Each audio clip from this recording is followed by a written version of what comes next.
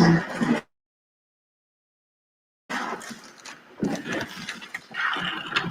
you live? Do I? Oh, yeah. Yeah, we're good. Well, good morning. We're gonna first have an event announcement, and then afterwards we'll begin our discussion, which will be a very robust one on the open question of, is Donald Trump a fascist and has a fascist political system? If so or if not, how must the people organize resistance? Where do Black folks stand in the equation of resistance? Which Doc will lead, and we should have a pretty strong, good discussion today. So I'll first let Michelle announce the event.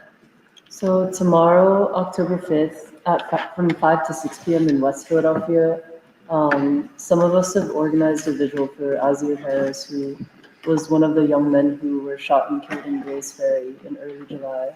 And he's the son of a pretty well-known dining worker on Penn's campus, Jewish child, whose name is Troy Harris. I've been working at Penn or reading at Penn for a while. We've known Troy for many years at this point. So the vigil is going to be at 5 p.m. tomorrow, and it's at St. Mary's Episcopal Church, which is on 39th and Locust Block. And it's a public event, so we hope that people will be able to attend and share.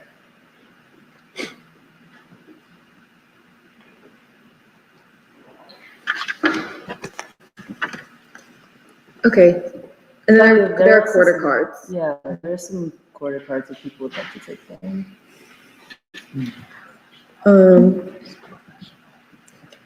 So I think now we can have our discussion of, and I can read it again, our discussion of, is Donald Trump a fascist and has a fascist political system taken over? If so or if not, how must the people organize resistance? Where do Black folks stand in the equation of resistance? So without further ado, I'll let Doc begin the discussion, and I think it'll be good for us to talk about how we are seeing what's happening right now, which is something I think Free School has been discussing for many weeks now. Yes. Yeah, we have. Thank you very much, Emily, and good morning to everyone, and welcome back, Sambarto and Cordoba. This question, again and again, it keeps coming up, and I know we have said in so many different ways that we don't believe the political system, the state system, has become fascist, nor do we believe that Donald Trump is a fascist. But it seems that a part of the, inverted commas, liberal elite are convinced that a part of this strategy to take back electoral power is to define Trump as an existential danger to liberal democracy, and hence is a fascist. I have not heard in any of these discussions a of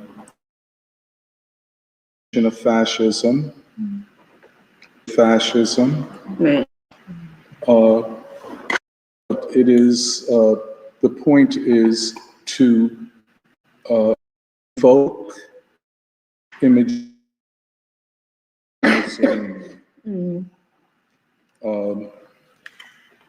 each of whom were part of what became an existential question for Western civilization. It was Hitler, of course, and the Germans who plunged the world into a Second World War, which was fought both in Europe and in Asia. Tens of millions of people died. Societies were destroyed. And eventually, the crisis was only resolved with the breakup of the colonial empires, the independence movements in India and Africa, and the revolution in China, not to mention the rise of independence movements and resistance in Korea, in the Korean Peninsula, and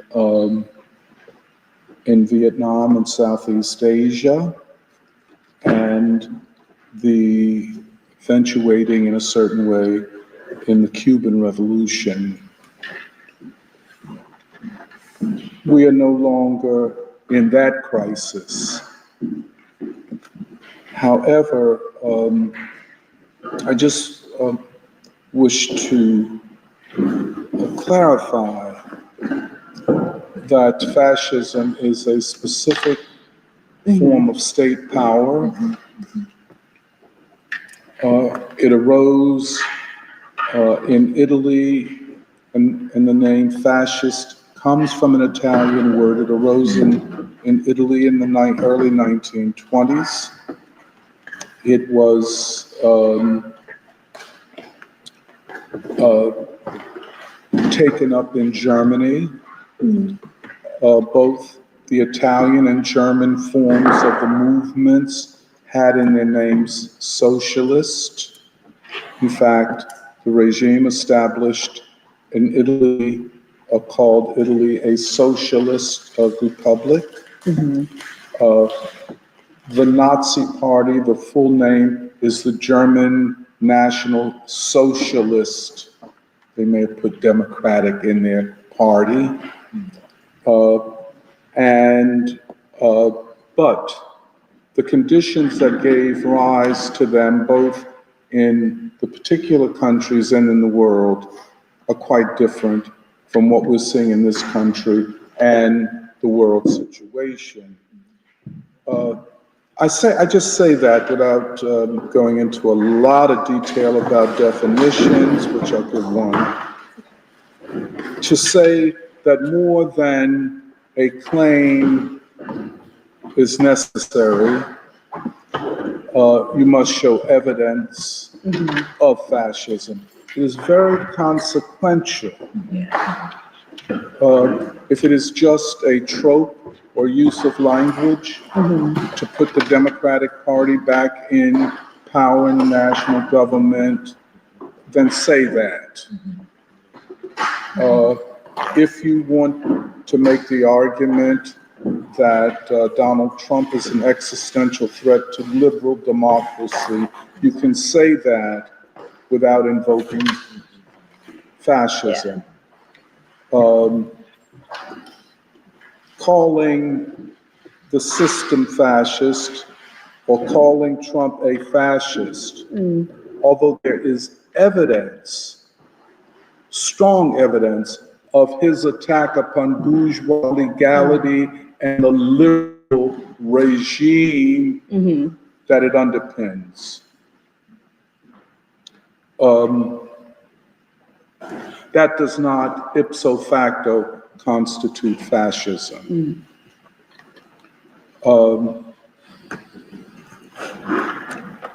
Perhaps the best definition of fascism came in the 1930s by a man named Georgy Dimitrov. And he wrote a book called The United Front Against Fascism. I think he wrote another one, small book, called The People's Front Against Fascism. And he defined fascism as the rule of the most reactionary, warlike, racist elements of the bourgeois class. So he would argue that it is a qualitative change from liberal democracy. I would argue, based upon Dimitrov's definition, that we have not experienced a qualitative change from bourgeois or liberal democracy. Now, there are those classical liberal commentators who would say that both sides in the equation, the bourgeois, the state system equation, both for liberals and conservatives, or liberals and populists and conservatives, when in government power, have used it to promote or advance their own aims, such as the liberals would tend to support university higher education, which is more predisposed to the liberal cultural war ideas. In universities, pretty much locked down and have excluded people who have American populist, American nationalist, or conservative points of view. So, you get a situation just very recently in England, which is under a Labour government, which is the same as saying like a Democratic Party government, where a comedian who had satirized something, I don't know quite, something about maybe Gaza or something else, and that when he came back into England, he was arrested for his speech. And this is a liberal government, what you would expect from the Trump government. But the point is that each side, for some years, maybe a couple of decades, have been carrying out an ideological struggle against the other.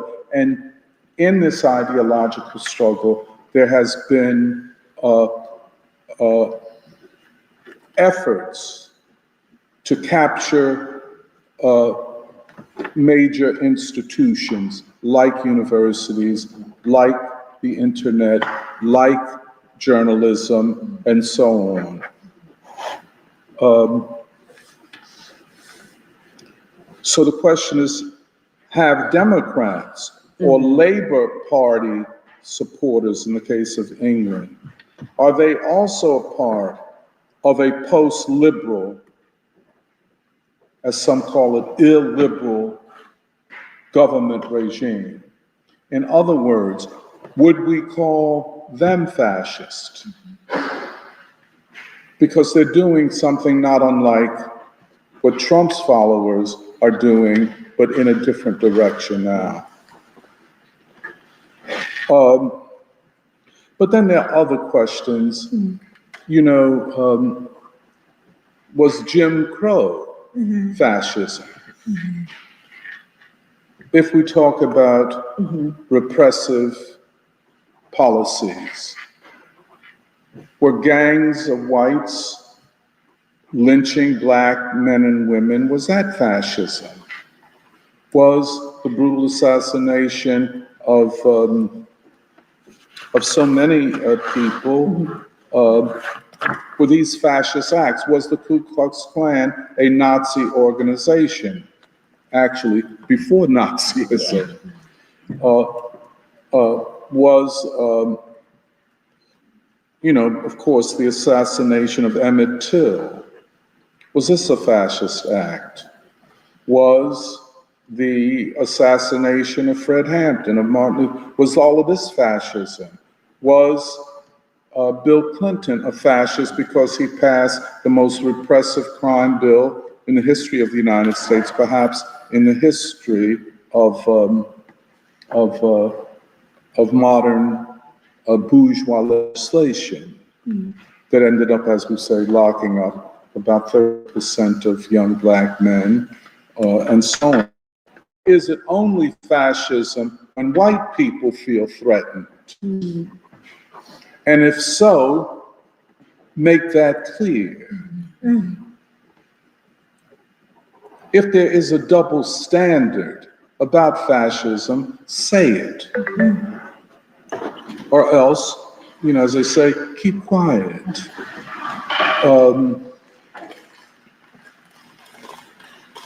There's another thing, an instance that I wanted to bring up. I'll remember it in a minute. So, all at the same time, in the throes of Trump's first term,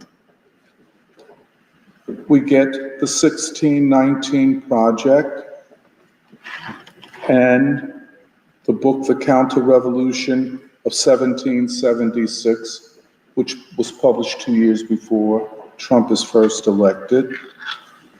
Suddenly we have the idea of settler colonialism, where white people are settlers and black people are colonized, and the system is fascist, and there is no way out.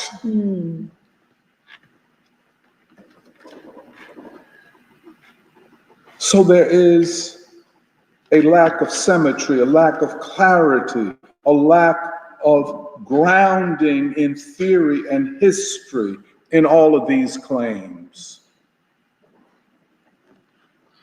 They obscure and demobilize the people.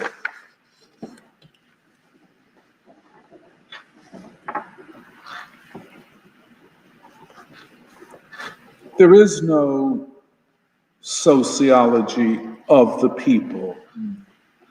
Because at the end of the day, if poll after poll shows that the American people, in overwhelming majorities, for instance, 80%, saying that the American system is not, they don't look upon it as positive, and large numbers, 60, 70%, I should say, saying that the political and economic systems have to be changed. 15% saying they must be uprooted and a new system built. These are not insignificant numbers, and they appear over and over and over again. And these, of course, are signs of a constancy or a new normal, and that the polls that show, for example, how many people believe that the Democrats are responsible for the shutdown, how many people believe Republicans. Those are just momentary and temporary and very specific to a single issue. But when you get these polls over and over and over again, the American system does not represent me, 75%, 70%, the system must be changed, and on and on and on. I don't have to repeat all of these polls that we talk about regularly. Among working people, the levels of alienation and separation and lack of legitimacy for the system are unbelievable. Many have decided not to participate at all. They do not vote. We see it here in Philadelphia. We would see it in Butler, Pennsylvania. We would see it in Cincinnati, Ohio. We would see it in Jackson, Mississippi. The same thing. The poor parts of the working class, and the poorer the people are, the lower on the income and education scale they are, the less they participate in the system. Their lack of participation is a judgment upon the system, and this is for all groups. And this is why you can see certain common features of consciousness among poor white people and poor black people.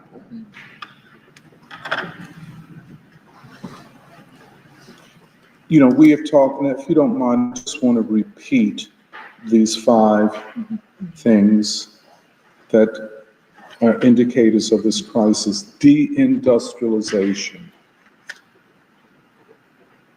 It cannot be said enough that the national economy was hollowed out over the last 40, 45 years, intentionally.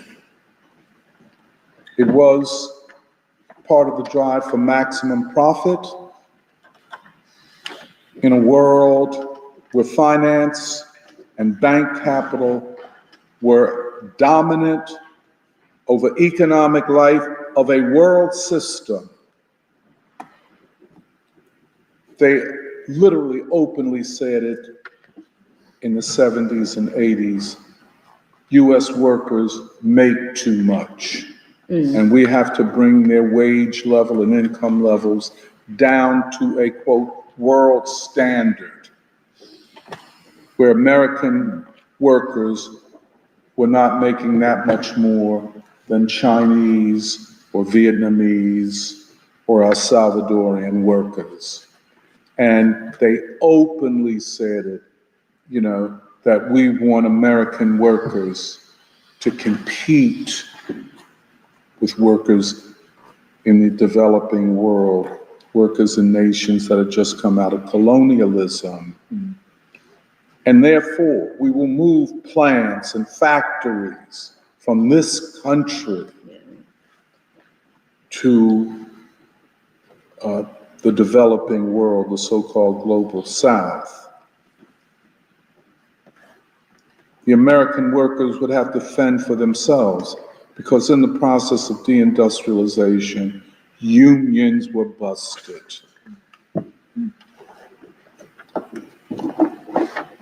You know, I often try to tell stories, sometimes in a hilarious way, about what I saw and what people would say, and I just heard it all the time, about a good job.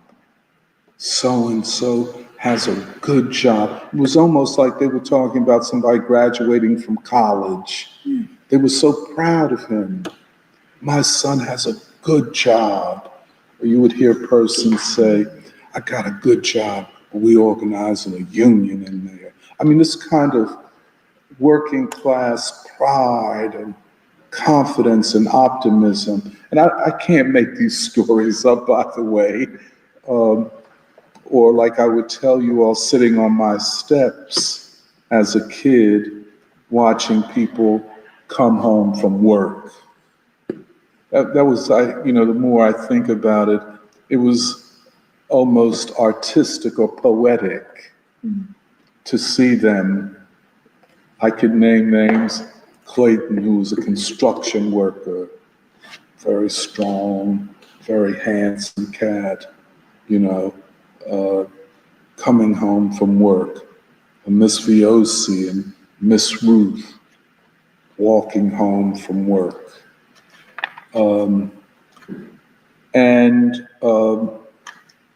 But then deindustrialization came, and with it, the drug economy.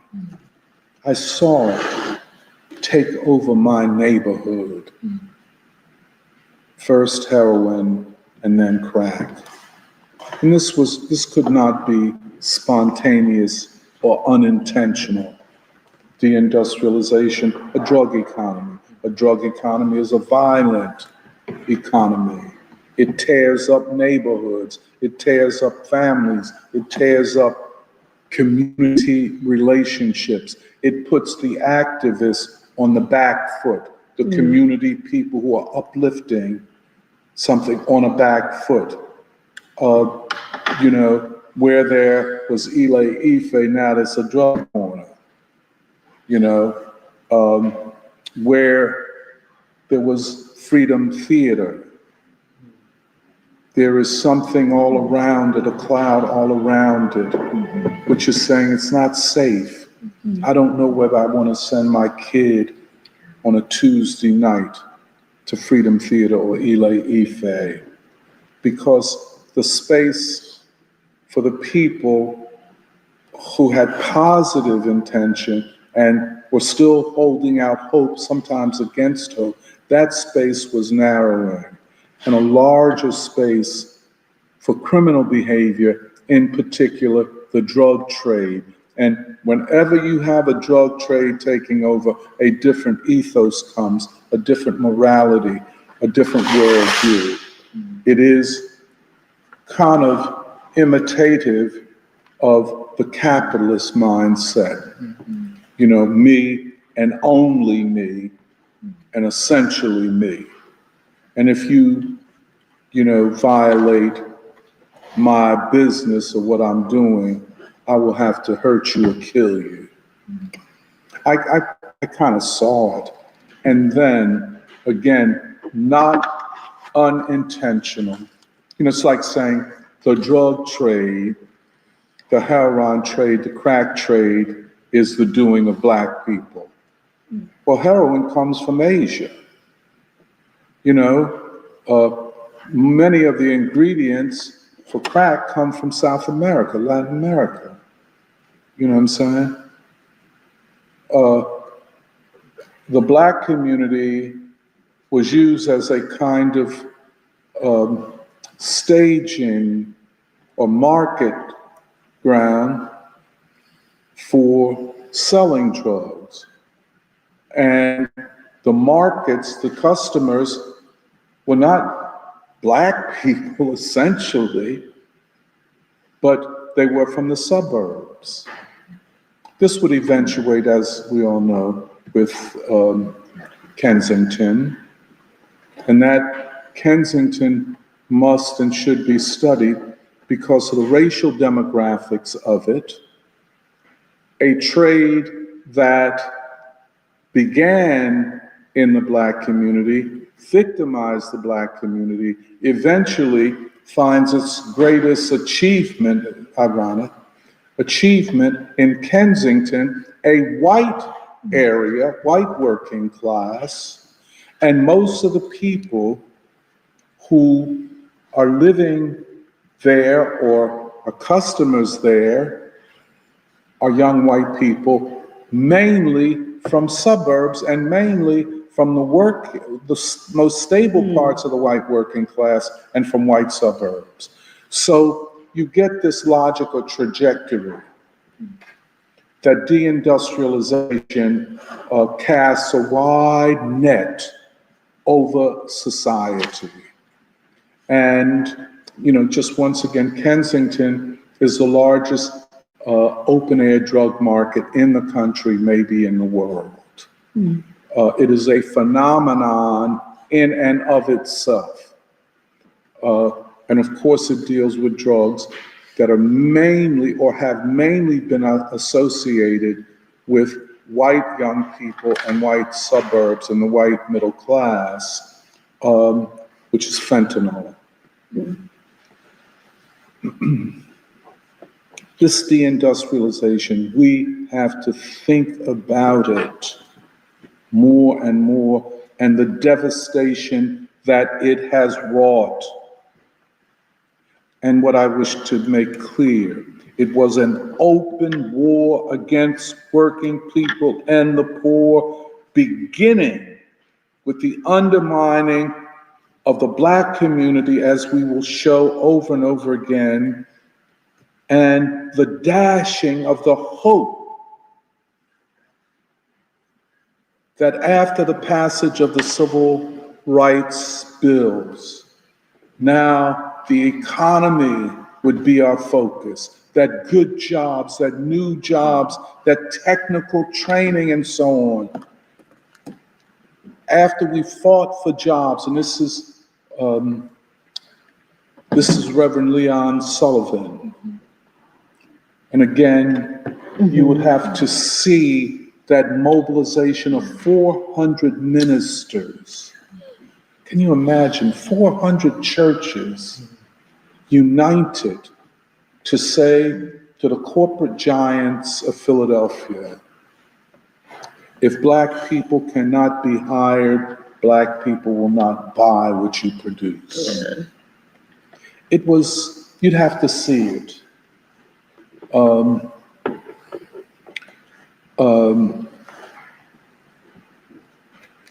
And of course, King, that war is the enemy of economic progress. Economic progress, and this is why the civil rights movement is so important. We must know it, we must return to it, we must feel it. You know what I'm saying? When they said that the progress of the nation is based upon an end to war, because war is, the king said, the enemy of the poor. The bombs dropped in Vietnam explode in Detroit. You know, and it is upon this, all of this, that we have a foundation to move forward and to think about the future. Tomorrow was today. The American people, and Black people in particular, are not without resources to solve the problem and crisis produced by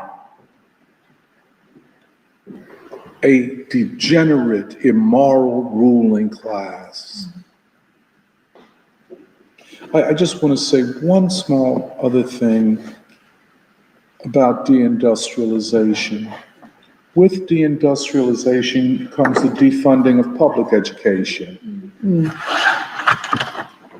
In other words, my mother and her sisters and brothers graduating from high school were more academically prepared in terms of math, reading, history, literature than students graduating from college today. You know, out of the working class, I saw it with my mother, and I always use my mother's example. I hope you don't mind. You saw lifelong learners. You know, Zion Baptist Church was active, things going on all during the week. Among those things were book clubs. And my mother was a part of book clubs. And then there would be other things, sewing clubs and choirs and foreign affairs clubs and drama clubs, you know. Here were working people enriching life and with optimism. And I'm not making, please, I'm not making any of this up. But, okay, I'll just say.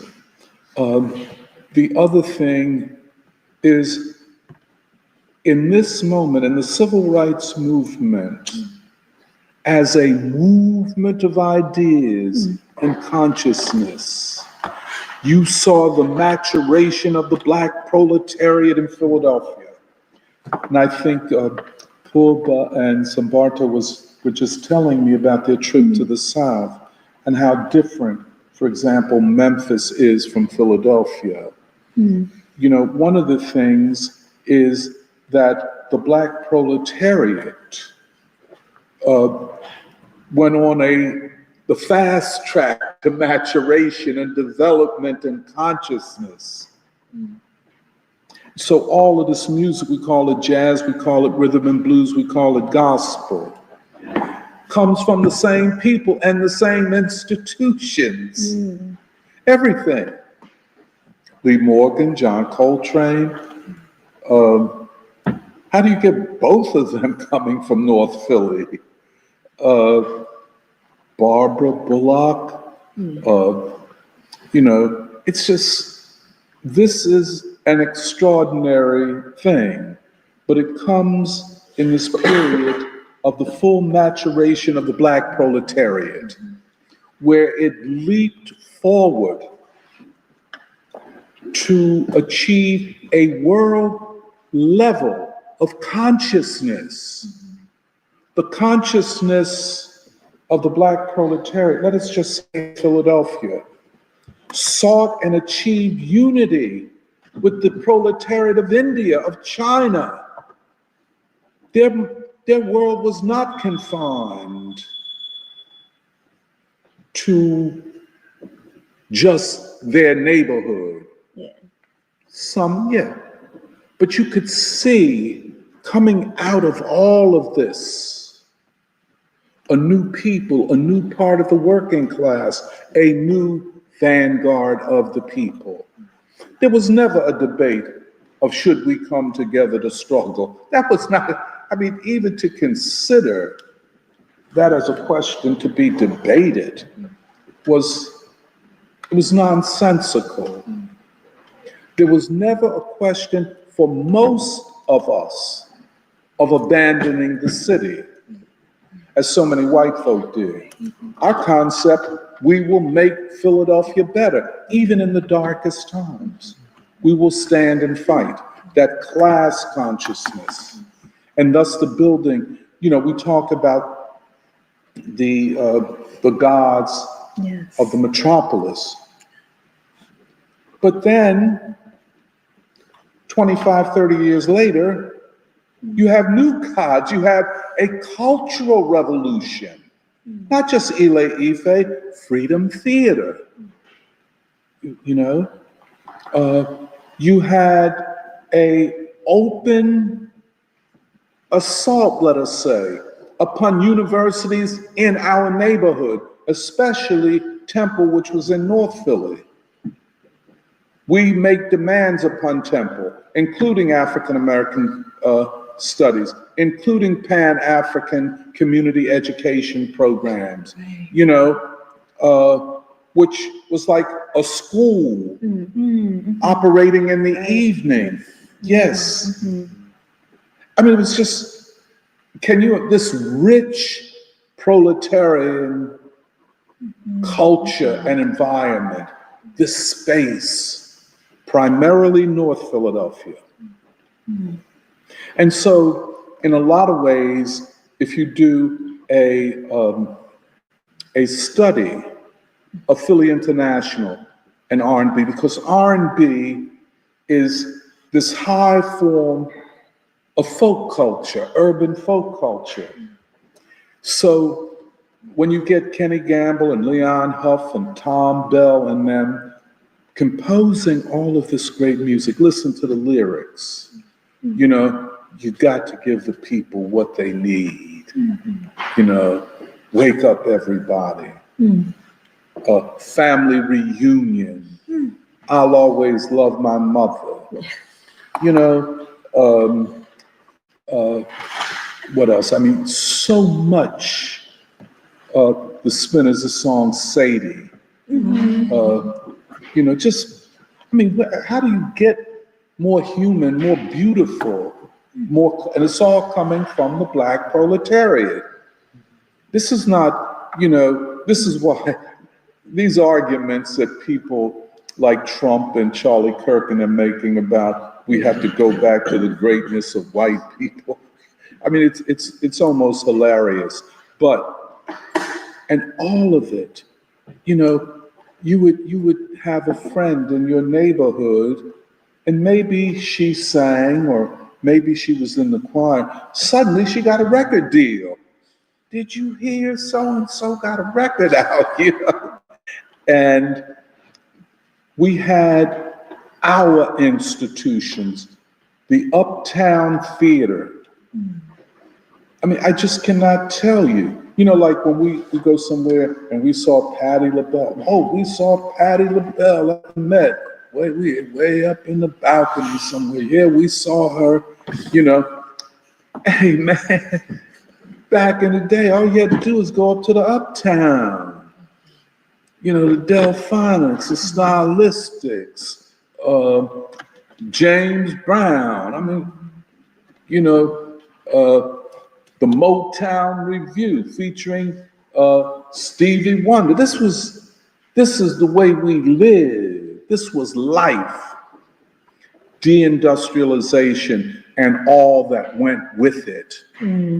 One, to undo the working class and the trade union movement, but to put a cap on Black ascendancy. I cannot emphasize enough, the trade union movement that you all see and live with is not the logic of the trade union movement before deindustrialization. The ascendancy of the working class, the Black proletariat, over the entire trade union movement was what was on the table. A Henry Nicholas, a Charlie Hayes, what's her name? Addie Wyatt, they all out of the meat, Charlie Hayes and Addie Wyatt, out of meat cutters in Chicago. Henry Nicholas, the reason your leaders don't like Henry Nicholas, because he didn't like them. Based on the color line. How do I know? We talked about this. Henry from Mississippi, hardcore Mississippi. He came up here. The trade union movement was just the civil rights movement in another form. I mean, and I just don't understand how white folk can't understand this. Just because I'm in a union don't mean I don't stop being black. Don't mean I don't have a proletarian imaginary that you can't dig. And Henry was always in conflict with the white labor leaders. He took it personally that Bill Lucey, who came out of the Memphis workers' strike, and thus out of Martin Luther King, out of Memphis, could never be anything but second in command of the American Federation of State, County, and Municipal Employees. And therefore, Bill Lucey, Nicholas, Charlie Hayes, and other people, Addie Wyatt and them, formed the Coalition of Black Trade Unionists. You know, ain't no thing of, oh, we're going to wait till the white man decide that he going to do. No. We're going forward fighting for unity, but fighting for the rights of black workers. This would also have a reflection in Detroit, in the auto plants, the formation of the Dodge Revolutionary Union movement, drum. Think about that. A caucus movement that defined itself as revolutionary coming out of the auto plants of Chrysler, Ford. You understand? At the core, all of this, think about it, imagine it. All of this coming from the black proletariat. It is not without class foundations. It ain't just, oh, we black people, we want to, do plays. Oh, we black people. No. It ain't like that. The mindset ain't that. We gonna do this. You know what I'm saying? Just the way you hear me talk. I'm trying to keep my voice a little low, but wasn't no punk activity. It was courageous women and men. Came out of the South, black movement in the South, morphed into the North, expanded its global reach, war and peace, economic development in the fight against white supremacy. Unique moment. Attacked intentionally by the white ruling class to flip our culture, to take our music and misuse it in a framing of it that took the spiritual, aesthetic essence of it away. See, you don't go from a love supreme to this be and ho thing and openly calling black people the N-word. Now, we black people, we always call each other the N-word in private. We didn't go public, so everybody else, we didn't do that. But now you're gonna make it part of the normal conversation and language. And then, what people ever in history have called their own women and daughters, sisters, bees and shit. That ain't never happened. Where'd that come from? So all of this, I love hip hop. Hip hop is a great music. First of all, tell me, where did it come from? Who is behind it? Who paid for it? And this morphs into the nature of sports, which is a distraction now, and the whole nine. It took all of this, as much of it as they could, from the working class. It was appropriated by the ruling elite and then used for their purposes to wage ideological struggle against the vanguard of the people, the black proletariat. And thus, they substituted a proletarian consciousness with a lumpen proletariat consciousness. The gangster, the criminal, the killer. You know, I'm gonna kill somebody. That makes me a man. When is murder associated with manhood? Especially when you shooting up a street and killing babies and shit. Is that, you know what I'm saying? It is the intervention of the ruling class of the state into the life world of black people, which the state and the elites always knew that in terms of culture and politics and worldview, the black movement was always on the cusp of waging that struggle against the white ruling class. Always.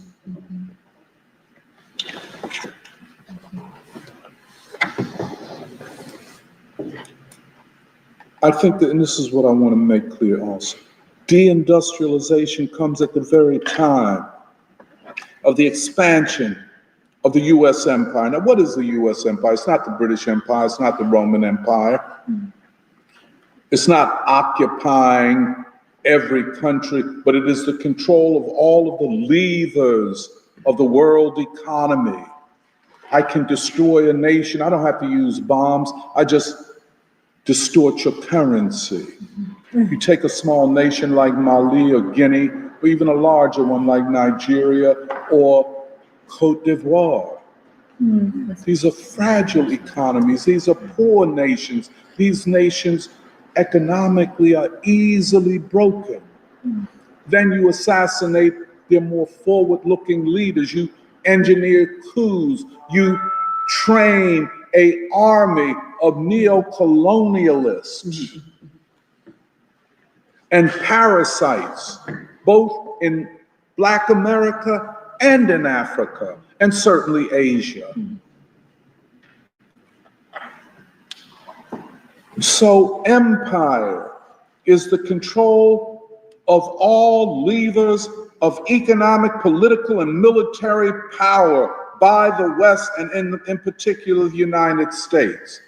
But the cost of this is borne by the people of this country, not the billionaires. The cost of all of this is borne by the people, and especially Black people. I often talk about the long march, the long death march that young Black men are on. A lot of people say, well, you exaggerated. What they're saying is they never thought about it that way. Right. Because they don't think deeply about Black folk. That's one of the problems. White and Black so-called academics, activists, and revolutionaries don't think deeply about Black people. And this is highly insulting to me, by the way. I was saying to my friend, Wilma Leon, I was on his podcast, we kicked a little bit. I said, man, look at here. And that's where I talk. I'm saying, look at here, man. Why are all these podcasts always made up of so-called white experts, which quote unquote? Why is the white expert the currency of all these podcasts? Now, everybody gonna say, especially on the left,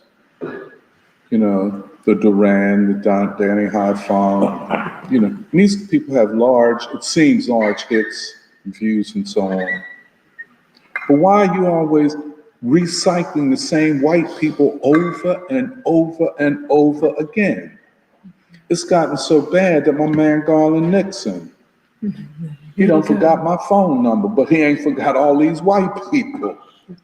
Oh, I'm saying, hey, I just heard Hometown on another John, and he was saying the same. I mean, can't we go somewhere else? Or have you decided that black people can't think? That white people's water is colder? You know what I'm saying? As we used to say, that it's better because it's white. And so, to keep my thing alive, to keep my little podcast going and keep whatever money flowing, because it is a business after all, I have to have white people. I don't need to hear Scott Ritter every other week, every other day. I done heard him. He done said everything he got to say. You know, I don't need a white man from Russia come over here talking. Yeah, okay. I already know Russia's winning in Ukraine. Now let's talk about something else. You know, John Mearsheimer, I don't need to hear you all the time, dog. But, and then black people that on occasion they will have on their podcast are spouting rhetoric. They don't know black people and don't know how to get to know black people. That's the biggest thing. And they have a little fake kind of Marxism or political, and it's very fake, weak, without sociology, without philosophy, without connectedness to any black people anywhere. Don't tell me you down in South America, you know, I just got married, I got my wife, we down here, you know, yada, yada, yada. You know, that's all good, but you don't know black folk. You know, you don't know them. So you don't know their potential. So everything is gloom and doom. There is no sky for you because you don't see the people. The only sky there is the people. That is our sky.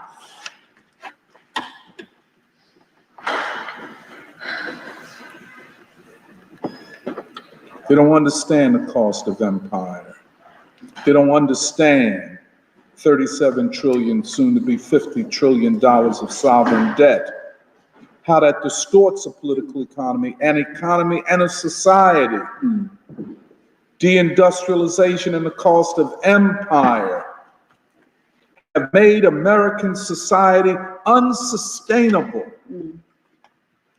This cannot be sustained. And hence, when you see the panic of what on the surface looks to be a culture war, it is really a war over who will command the state, who will capture the state. And can the new elites solve the problems the old ones couldn't? Does this moment cry out, not for just Trump versus the Democrats or Trump versus the left and liberals, but this moment cries out for another option. The people versus the ruling class itself.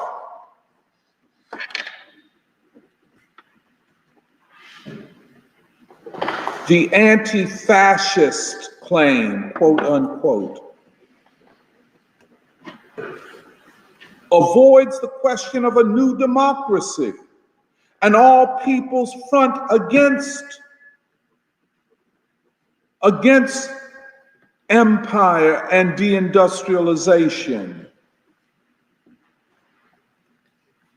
This moment cries out for a new vanguard, not a new political party.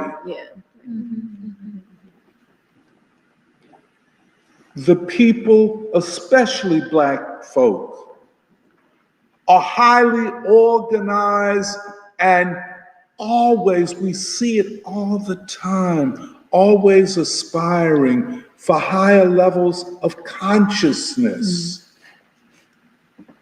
Sometimes the language doesn't sound like the way our professors talked in the university, our so-called radical Marxist professors. They don't use the same language.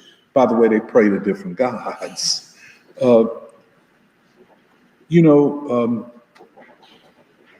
We had the privilege, Jeremiah, Emily, and myself, of going to the United House of Prayer for All People, the South Philly one, last Sunday. I understand that you and Samir went to the North Philly one.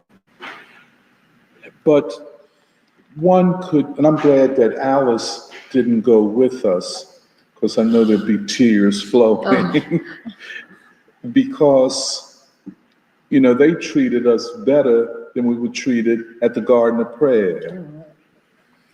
The music was good, the congregation was relatively small, but very energetic, very confident, very proud of and dignified. And of course, at the United House of Prayer, they have the trombones and the tubas, and the tuba player was off the hook, man. And after he played, we were sitting there, he came over, and he didn't know us and welcomed us and asked if we were coming back. And the minister introduced the three of us. And then we went over to the restaurant to get food. And the minister said, no, you all don't have to pay. This is free. But all of this represents consciousness. That's not just spontaneous, because everybody doesn't act like that. And why do they act like that and others don't? It is their consciousness. And there was, I thought, a grown woman singing, because she was sitting in front of us. And then when we were in the restaurant, Emily said, that's the girl that was singing. A teenager. She sounded like a grown woman the way she was singing. And the trombones, and it was just magnificent. But all of this represents consciousness. And the fact that now, almost 100 years onward, they still exist. And not just in some rundown something. These beautiful places of worship. And I'm just saying, well, how did y'all do this? I'm trying to understand Black people. How did you? And these are poor people. And it was just such a revelation and so beautiful. It's what I would call sublime. The achievement of the sublime. It would be good, just look that word up. It's a beautiful word. It is. And That's true. at our reading group on Tuesday at Lucian Blackwell Library, we're reading this wonderful essay. This wonderful essay, and I was reflecting on this essay and what we had experienced at the United House of Prayer a couple days earlier. And I was saying to Jeremiah, to everybody, that what Du Bois has discovered, that Black people are sublime. And we see it. There's something that is not ordinary about them. And it is that sublimity, that thing that breaks your heart. You see it.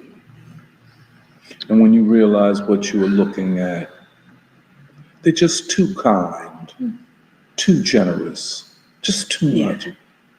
You welcome us, that's a beautiful thing. But everything you're going to give us free food, oh yeah, please, you don't have to pay for anything. And are you coming back? Who are these people? You see what I'm saying? I say all of that, but then just let me, the crisis of government, we know what that is. The moral and civilization crisis, and then, of course, the crisis of knowledge. But we've gone through much of this. But this is the crisis we're looking at. It's been long in the making. This did not just happen when Trump was elected, and now we're facing fascism. Please, don't insult my intelligence. And, if you are intellectually lazy, don't impose that on me.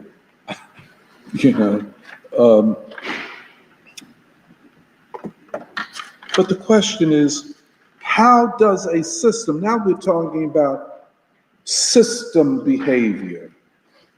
How does a system behave in its end time?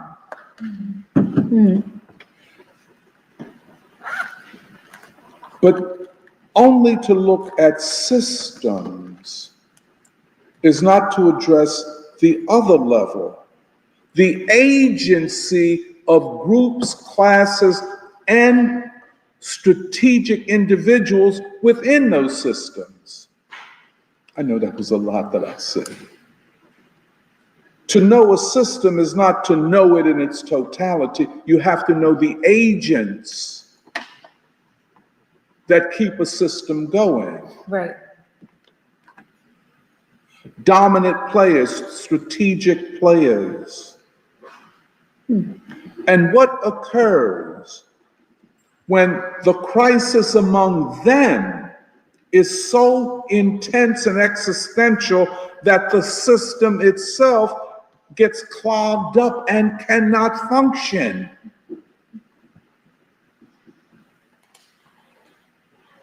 What happens when elites walk away or defect from the system and refuse to operate in and on its behalf? What happens then? What happens when the state itself descends into crisis?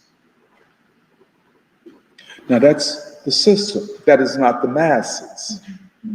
And we always do have to look, at things at multiple levels.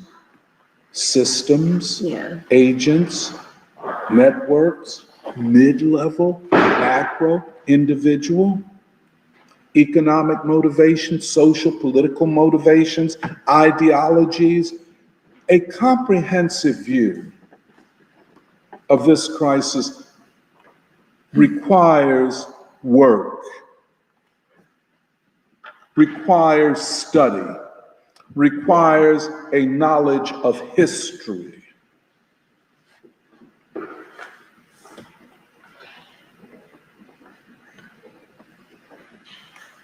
I asked a friend of mine who had canceled me, I told you this already, when did you stop being a revolutionary? I thought you was a revolutionary. And if you are, if you have defected, if I need to be reintroduced to you, help me. Will you help me to understand you? Because I thought revolutionaries, by the very nature of what we do, we don't bend to either side of the ruling elites. Even when establishing temporary relationships to achieve temporary results. I'm not going to ideologically bend to you and your narrative. At least I'm not. You know what I'm saying? And there's enough evidence out here that there are many Black institutions and people that ain't going to bend.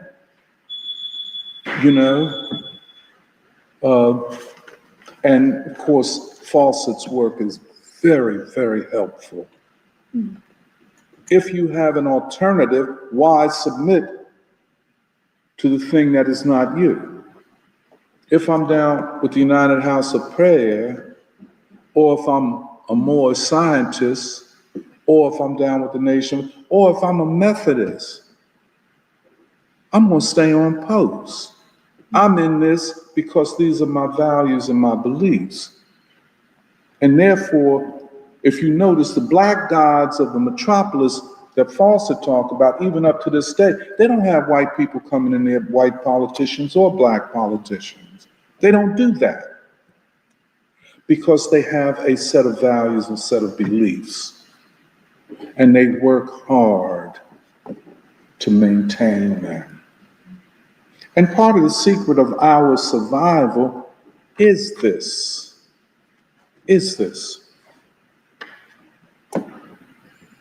The state is in crisis. It is challenging for the people to understand what the people are capable of. In part, we have to understand the history of the consciousness of the American people. That's why the settler colonial narrative is an obscurantist and anti-revolutionary analysis, because it says that all white people are settlers. All of them? So we're dealing with 200 million settlers now? 250? I mean, that's a no-win equation. But what is the history of consciousness of white folk? What is the history of consciousness of black folk?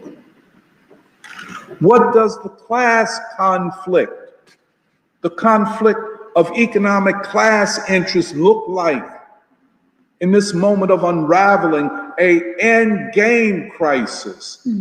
Not a crisis that we can overcome as in the case of the Great Depression. This is end game. We're talking end game here.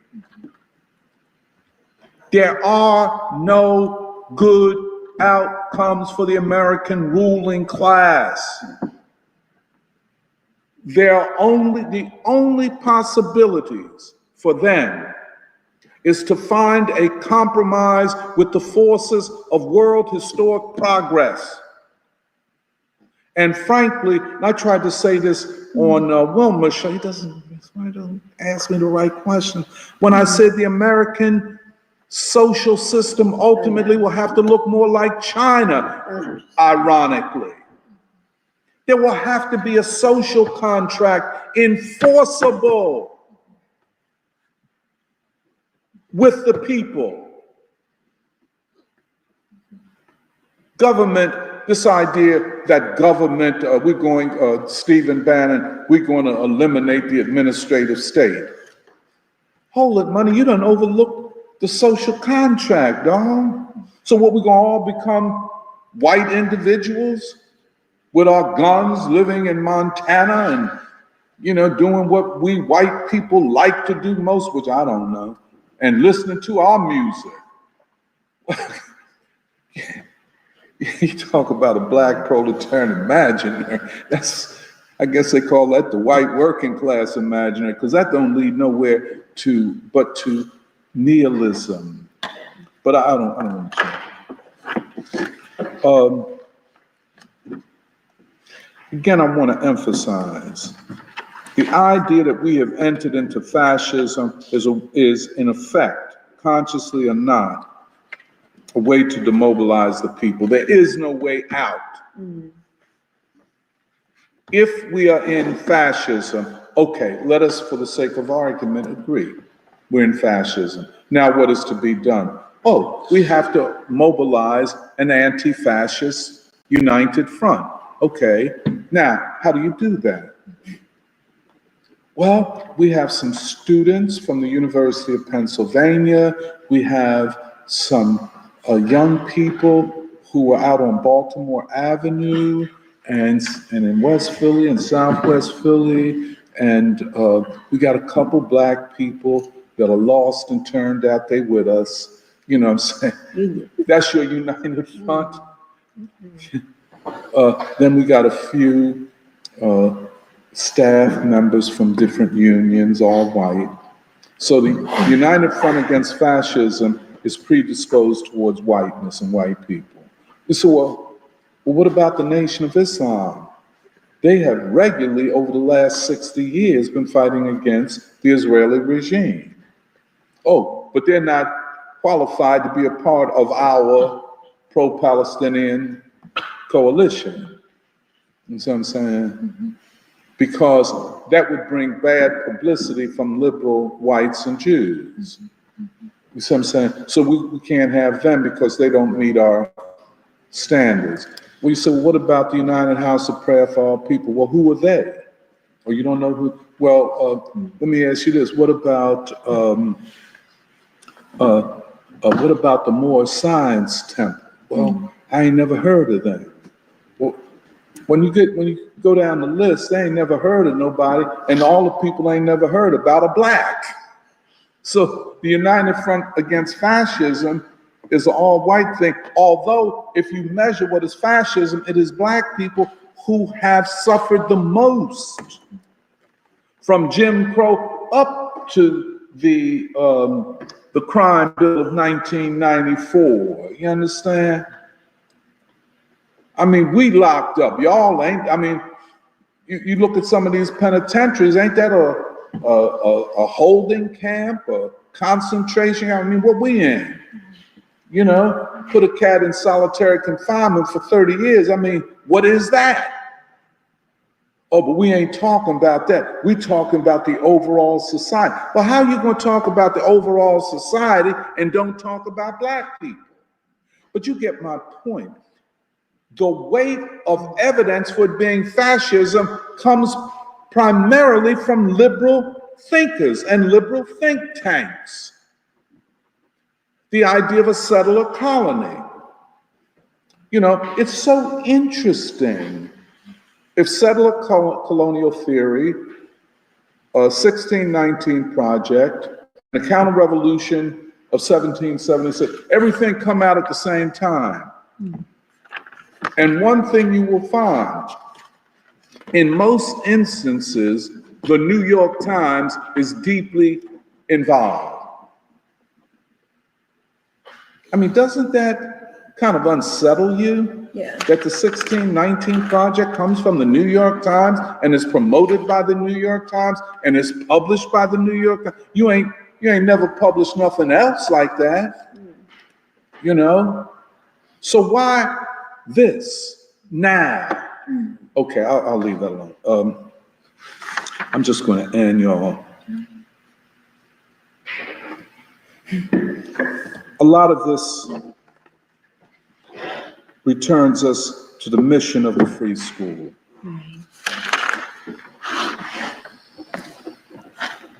We have decided to locate and situate ourselves in a particular way in history and the people.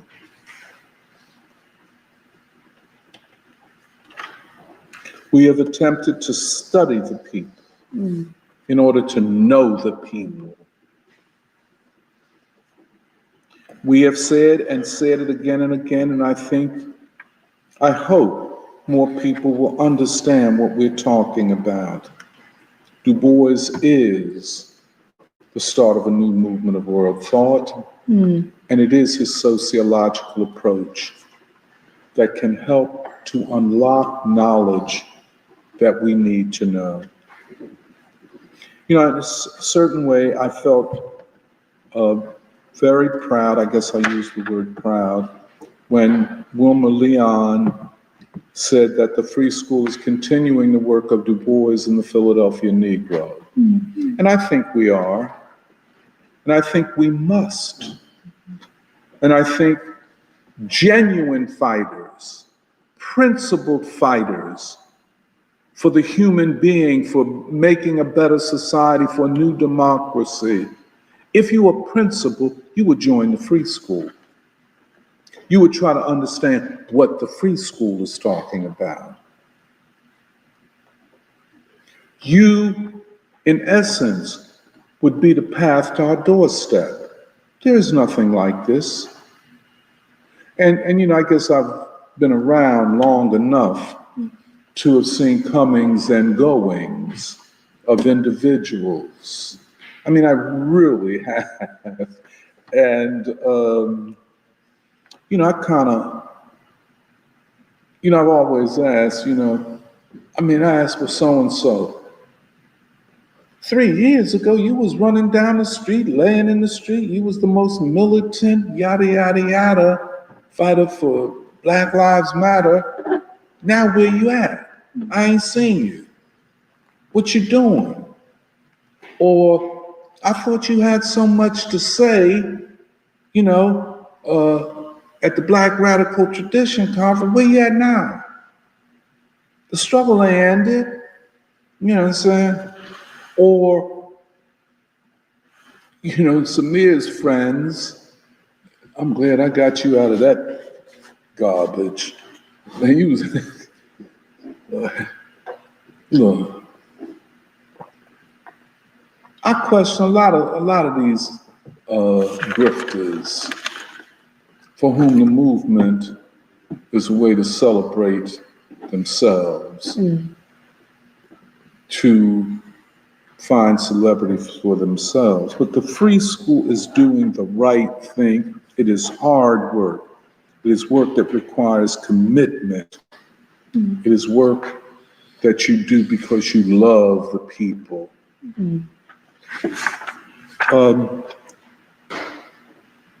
My point is that the idea that we have entered into fascism, well, I would be more happy with them if they're saying, this is my hypothesis. Right. What is all this certainty when you don't understand fascism and don't even understand the US state and the crisis of the US state? How can you rush so quickly to that? How can you find it so easily to absorb a theory that says that 80% of the American population are settlers and hence counter-revolutionaries? Hence, what is the options for a way out? You know? And such and so forth. We have to continue our struggle to know the people and put forward our political theory of the fight for democracy. A new democracy, a revolutionary people's democracy. And as we have said before, proposing an all people's struggle for peace and democracy. So that's all I would say.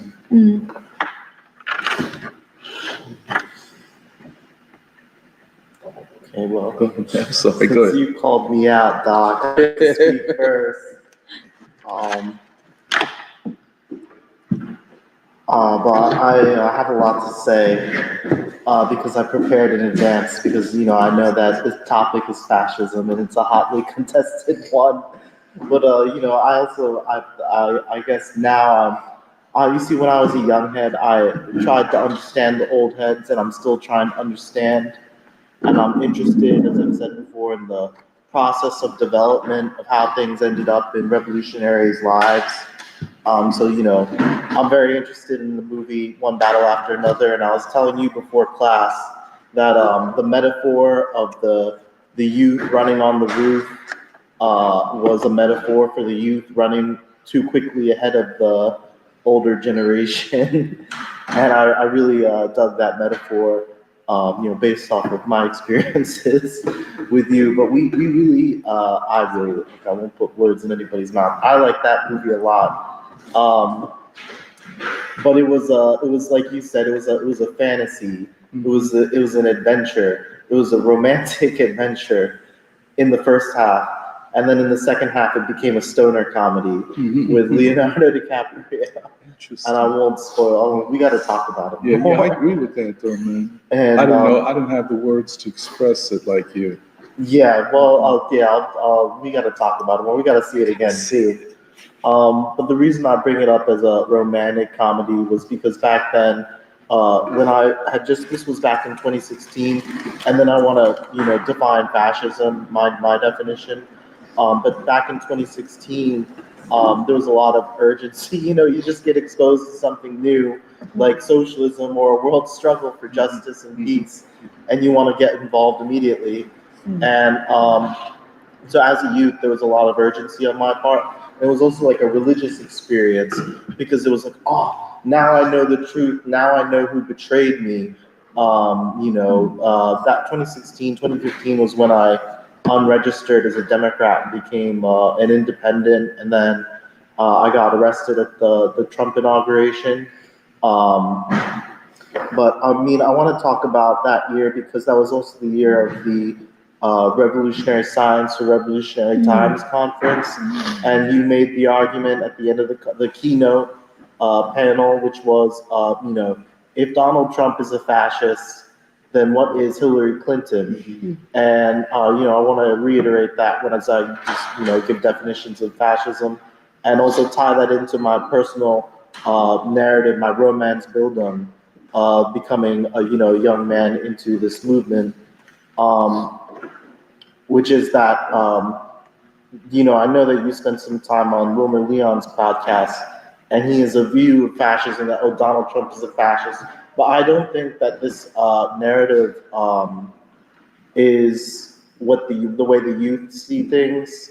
I think the youth in advanced sections of other generations see things the way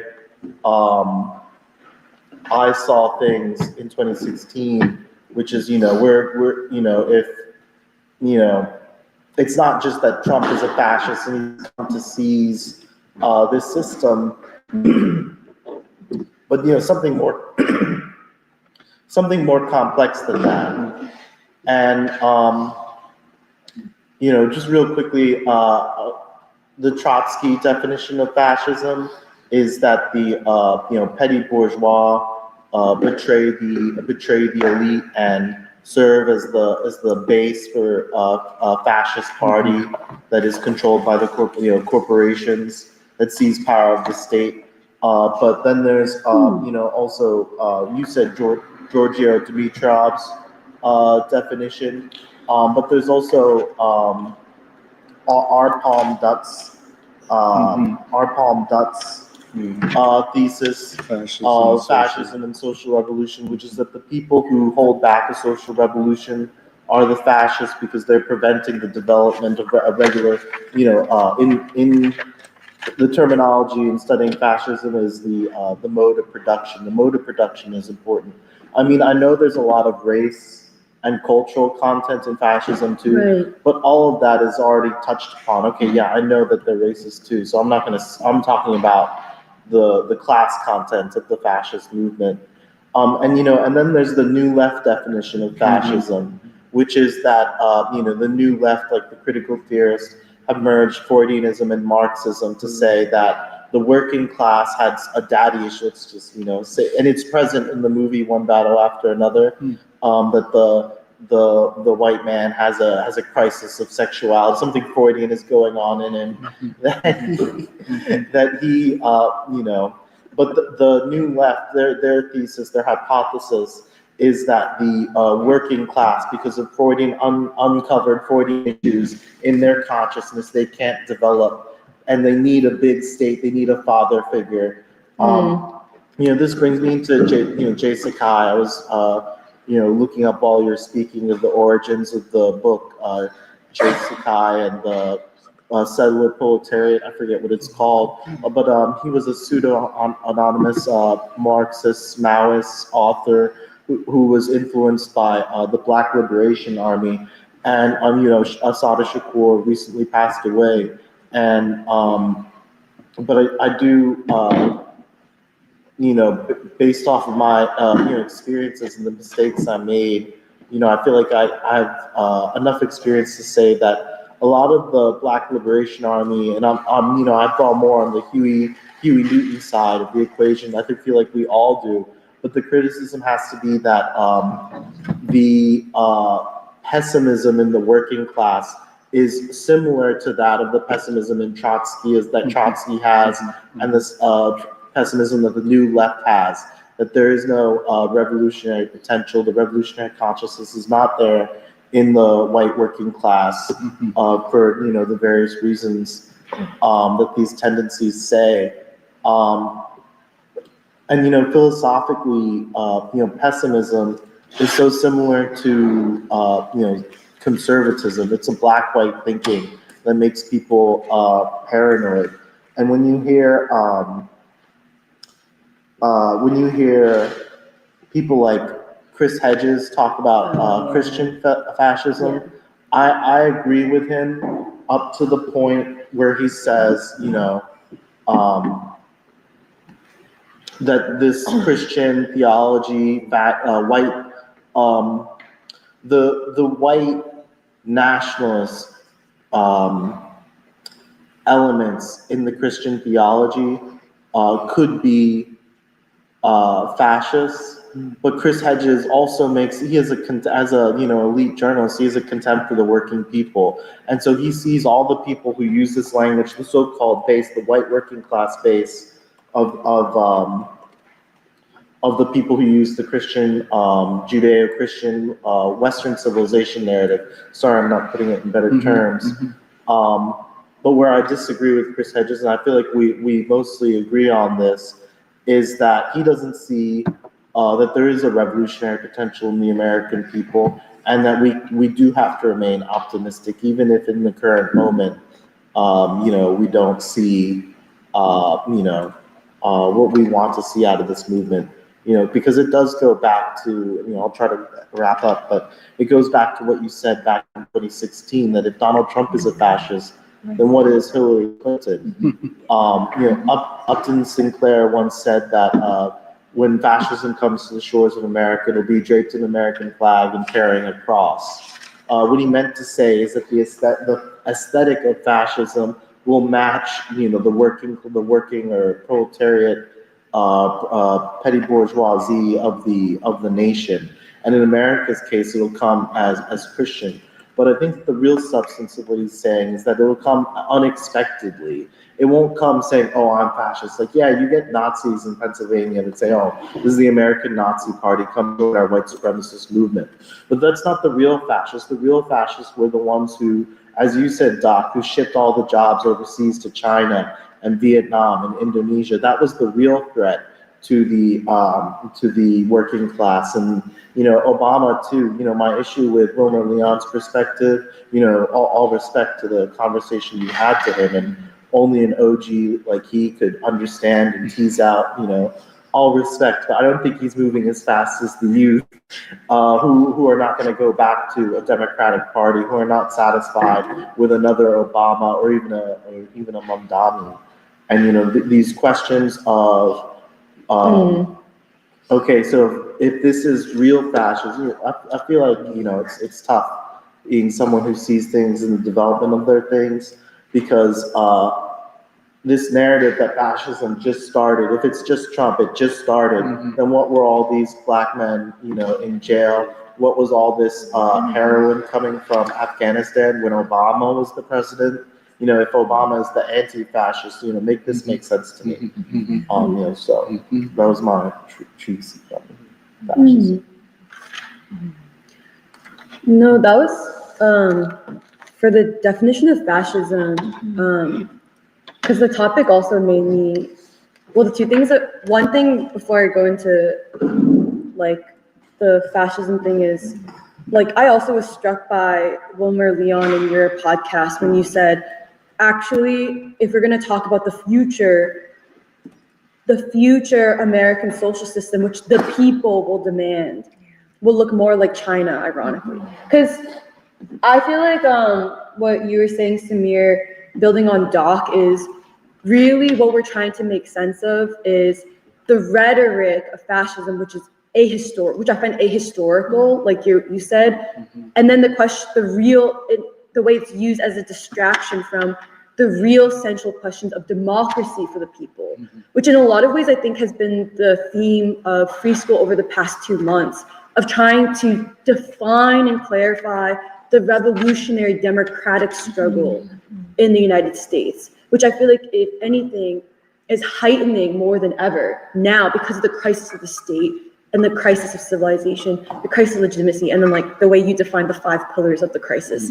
But interestingly, like, since we're talking about the definitions of fascism, because I also read the Chris Hedges article, and I really don't like Chris Hedges, but that's just me. And I'll explain why. My issue now more than ever, which is to prepare for today, I immediately thought of Du Bois's Du Bois's Russia and America, because Du Bois spends so much time in Russia and America, which is his last, I think, manuscript. His last manuscript, which was never published. He spends so much time not just talking about literally Russia and America, but he spends a lot of time discussing Hitler, Mussolini, like the trends of history.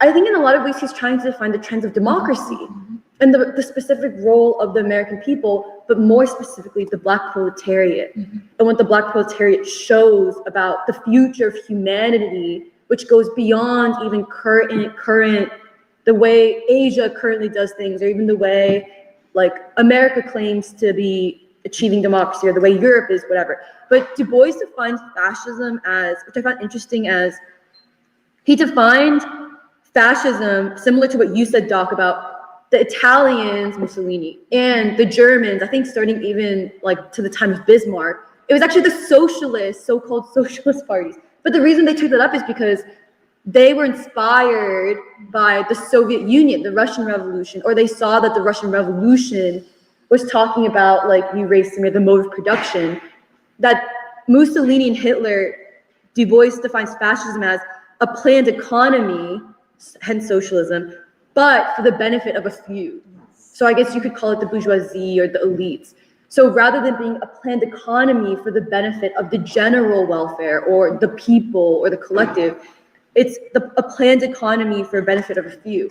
And Du Bois then like defines America at that time, which I think we would define America differently now. Du Bois defines America as more similar to anarchy, where he says, in America, like even from FDR's time to what Du Bois saw as an increasing crisis, is you see what he calls like the rise of big business, where you have limited democracy for the results of a free anarchistic capitalist enterprise. So that's how he's defining America. And then versus the rise of fascism as like Hitler, Mussolini as examples of people who are like under these socialistic parties, like pushing for a planned economy for the benefit of a few. But the point I wanted to make was that Du Bois, I feel like, is trying to make a point where he says, but ironically, the issue with Mussolini and Hitler was that actually originally Europe and the West wanted to work with Hitler and Mussolini, because Du Bois makes the claim that the problem is not even fascism in of itself, because Europe, the West, was interested in working with the fascists. The issue ultimately becomes civilizational, because they all share the end. Actually, both the reason why the fascists end up fighting with Western civilization is because Hitler and Mussolini were attempting to, they wanted to seize control of what the Western civilization had seized. And so it was interesting because I feel like Du Bois was making a civilizational point, which is why like Du Bois then says, the future, if you take the consciousness of the masses of American people and the masses of Russian people, for example, what it shows is that people around the world will eventually seek something communistic, but it won't even be just how Russia is attempting communism, but it will be more of a communism that is like scaffolded and nourished by something Asiatic. That's where he says it's a civilizational communism almost. And I guess the point I'm trying to make is that even Du Bois is trying to define that the fight in the world at that time, the tension, like even with the rise of Mussolini and Hitler, is not even completely about fascism, but ultimately you have to see fascism in of itself coming from Europe as a result of Western civilization, if that makes sense. And so I just feel like that was interesting to me, because that's where Du Bois defines, like, Du Bois has this really beautiful part, this is a little bit of a sidetrack thing, but Du Bois has this really beautiful chapter where he also describes for him what it means to be an American. He says, I never belonged to this, I have always been an outsider to this nation, but I have no other option for this to be my nation, if that makes sense. It's so, yeah, there's a really beautiful section. And he's like, I would not go anywhere else if I could, and I could not go anywhere else if I would. He says something like that. But he says, Black folk, on behalf of the American people, in unity with the Russian people in their grand experiment in the Soviet Union, are both democratic processes, are seeking a democratic answer to a problem throughout modern humanity that has not yet been resolved.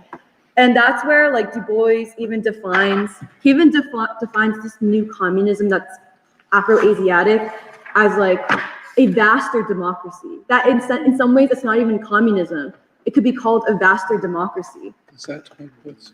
Yeah, he says here, I'll read it. Interesting. Wow. He says it would take a new way of thinking on Asiatic lines to work this out. But there would be a chance that out of India, out of Buddhism and Shintoism, out of the age-old virtues of Japan and China itself, to provide for this different kind of communism, a thing which so far all attempts at a socialistic state in Europe have failed to produce. That is a communism with its Asiatic stress on character, on goodness, on spirit. Through family loyalty and affection might ward off Thermidor, might stop the tendency of the Western socialistic state to freeze into bureaucracy. And then this part I like the most, which says, it might be the philosophy of Gandhi and Tagore, of Japan and China, really create a vast democracy into which the ruling dictatorship of the proletariat would fuse and deliquesce, and thus instead of socialism even becoming a stark negation of the freedom of thought and a tyranny of action and propaganda of science and art, it would expand to a great democracy of the spirit. And I don't know, the reason why I like this is because I think Du Bois is actually defining the stage of democracy and the stage of the revolutionary democratic struggle both in the US and the world in a language that is way more adequate to explain the complexity of even Trump versus the liberal elite. Like, I think us in Free School, what we've been trying to do over the past weeks, and I actually kind of get this from Jahan because he said it like this, which is Free School is attempting to, against everyone, define in a new language, Du Boisian language, an adequate language of what the hell is going on, what stage of the democratic struggle we must see ourselves as, rather than seeing it as an anti-fascist struggle. Because like you said, to see it as an anti-fascist struggle is a misconstrual of the state itself, and it's a misconstrual of the stage of history we're at, right? And then, I mean, that's why you also have deliberate ideological warfare of things like the settler colonial thesis in 2016. And now you have people like Chris Hedges even, like, this is why I don't like Chris Hedges. I don't like the term Christian fascism because I think that's inaccurate. Because like Chris Hedges also is totally also anti-religious. Like he was basically saying Christian fascism. Are you sure? Because I think he's a minister, isn't he? Well, he was like, emotional numbness and rage. Like that's how he's describing like his identification of Christian fascism. And then he compared it to Stalin totalitarianism. And I think whether it's, okay, he's a minister, that's fine. Mm-hmm. But his ideological political worldview is it's based on rationalism. That's very obvious. He believes that this government or the state still should protect freedom defined by individual rights. Like that was very clear because he even uses words like freedom, like we are in an anti-fascist struggle to protect our individual rights, to protect quote unquote truth, to protect quote unquote facts over opinion, and to protect quote unquote history over like myth or whatever. And he believes in the idea of secularism that comes from Europe, like this idea that the individual should be free from like quote unquote Christian fascism. But the funny thing is that actually it's just so insufficient to describe the stage of the battle we're at. We're actually, if anything, King has showed us that we should be in a battle to put the moral imperative above all, an inherently moral imperative above all, that actually we're fighting for a new civilization, that there should be new values, a new civilization that protects through a civilizational law, the collective human being over the individual even, that the individual is only protected if the collective is put as the ends of society.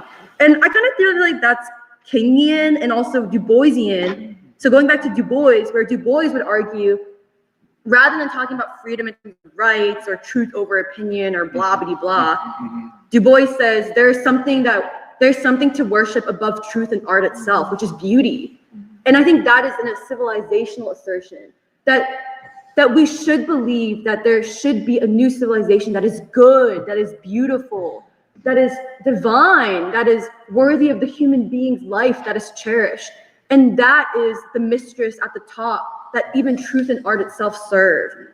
And I actually think the more I thought about that, because I really spent a lot of time thinking about that this morning, the more I thought about, I know I'm talking a lot, but the more I thought about it, the more I was like, because like Du Bois defines it in Russian America again, he says, rather than in America, the problem is that whatever you think far straying from even 1776, which was which Du Bois defines as a revolution against colonial exploitation of labor. Du Bois says now in America, America defines civilization as coming from bankers and merchants versus the masses, rather than civilization coming from the mud, from the people, from the grand masses. And the more I thought about that, the more I was like, because I mean, he's basically asserting the beauty that must be worshipped and then be made the guiding principle of all that forms the state, society itself, education, the aims of the aims of the planned economy, all of that comes from the proletariat. It comes from what Du Bois sees as a black proletariat. But the more I thought about it, the more I was like, actually, is that not the story of all revolutions, though? The belief that civilization comes from the masses? Like, is it not? Is it not the Chinese Revolution? Like, Mao literally talks about it. Is it not the ideal, like, is that not what the Indian Revolution was about? And the more I thought about it, the more I was like, that's why I think Du Bois's assertion that even the two historical fascists of Mussolini and Hitler, that the story of them is not even about fascism. In fact, it's about a crisis of white and Western civilization in the world. That in a lot of ways, Du Bois is also helping define that, like, whether you look at China or India or even the unfinished revolution in America, that it must be seen as a civilizational battle, like a revolutionary democratic battle for a new civilization, which could actually help clarify much better us in our time versus even someone like Chris Hedges putting forward like, this is a fight against Christian fascism. Yeah. But yeah, I'll stop there. No, you go ahead, man. I was just going to say thank you very much. You know, Chris Hedges is a deeply pessimistic figure, and he represents a line of thought in American history, sometimes associated with pragmatism, the pragmatist philosophy that, and what, if I might just, I just want to, what Hedges is saying is that the American people have proved themselves unworthy of democracy. This is, you know what I'm saying? This is, I mean, really, I find it from a revolutionary standpoint to be very unsettling, a very uncomfortable assumption. If the American people have proven themselves unworthy, this is, by the way, Gerald, when the same kind of nihilism, same kind of pessimism, then what are we here for? Why don't we just throw in the towel? But that's Hedges' foundation, and he can wrap it in all of the most eloquent, some eloquent language. But the people have failed democracy. It's not that an elite have distorted democracy, have limited democracy. And then if I could just say, you know, when you do, I can hear you in what you're saying. Somehow you pick up in him something dishonest and in bad faith. Also hypocritical. My point, absolutely. Well, go no, you clarified it when you said, why is it that it's only fascism now when white people are a threat? Yes. Yeah. Because in some ways, isn't it interesting that, because we in free school, when Trump, for example, was attacking the universities, in some ways you could see it as an attack on a certain liberal consensus of the universities and extension of the state. And that's when someone like Chris Hedges would feel, I think, attacked. But the funny thing is Baldwin, like, I was always thinking, I was like, oh, what would Baldwin say? And Baldwin would be like, well, why, he would say what you said, which is, why is it fascist now when this, you could argue that this was always a hypocritical so-called Christian nation from the beginning. Your Christianity was contradictory from the beginning. And then you should just argue that we've had fascism for at least the past 50 years then, including when Bill Clinton was in power. But yeah, sorry, did I interrupt you? May I just say one small other thing? I forgot to bring this. You know, in 1951, Paul Robeson and William L. Patterson and some of their colleagues took a petition to the United Nations. When they said a petition, they meant a legal document under international law, making the argument, and they were deploying this new body of law known as human rights law that comes out of the anti-Nazi struggle and the formation of the United Nations. So here they say that, and this is an appeal to international law and the international community, that the defeat of Reconstruction, and everything goes back to the defeat of Reconstruction, although slavery is a background, but it is the defeat of Reconstruction that then begins a downward cycle of human rights abuses, etc. So they go and they have this petition, and it's a book called We Charge Genocide, and it's framed under international human rights law. Maybe one of the first petitions after the formation of this body of law, this jurisprudence, as it were, the first petition to be brought may have been on behalf of African Americans. And I bring this up to say that in framing the question as human rights, not as opposition to civil rights, but as a human rights question and not an anti-fascist question is so important, because what it says is the remedies that would apply if we were under fascism would not apply, even the legal remedies. And, you know, even though it looks like the legal system is bending irreversibly to Trump and what he wants to do, well, maybe not quite that. And there's still multiple other possibilities, including international law and international human rights law. And just on this, we charge genocide, by which they make clear in the petition that, and this is the international human rights law, that genocide is not only or primarily the physical elimination of a population. It is the elimination of their culture. It is the undermining of their possibilities of life, you know, and so on and so forth.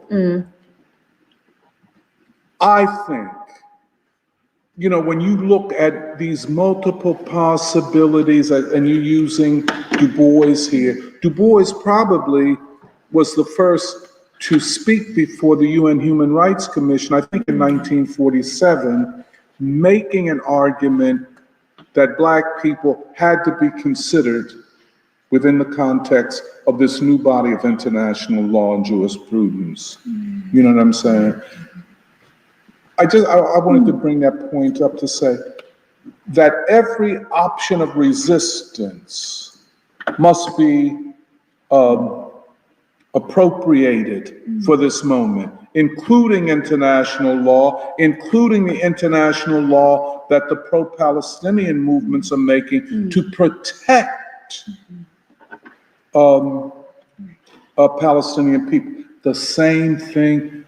I've been thinking about Azir. In fact, I looked up his name. It's a beautiful name. Yeah. Oh my God! It's a beautiful name for a beautiful young man. Yeah. But Yes. this idea of young black men on a death, this is a claim that can be argued under international human Yeah. rights law. We have to consider this. But I'm I don't. sorry. Oh, I have to go in 10 minutes, unfortunately. Okay, go. Did you want? Oh. Well, okay, I'll be very brief, but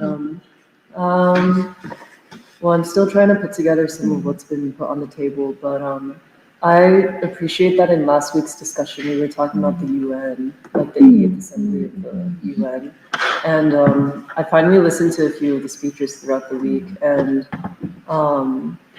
then I was also revisiting some of what we had talked about with King in Birmingham and Letter from a Birmingham Jail. And this thing of like a civilizational or moral law, I feel is so apt and so organic to darker humanity.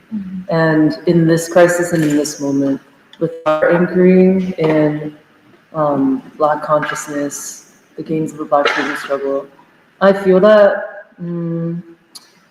it's just made colored and world humanity feel very concrete in a way that I'm still trying to make sense of. And hearing some of these delegates speak felt like Dark Princess or New World Order in a new moment, because I mean, what many of them saying were again and again is like the imperative is peace, and the values of the UN have not been lived up to, and this institution needs to be reformed. I mean, basically toward a Kingian vision where we all live in a world house. And I think King laid so much the framework for this struggle. But also trying to prepare for our event tomorrow, I had also been thinking a lot about Mamie Till in particular. About Mamie Till.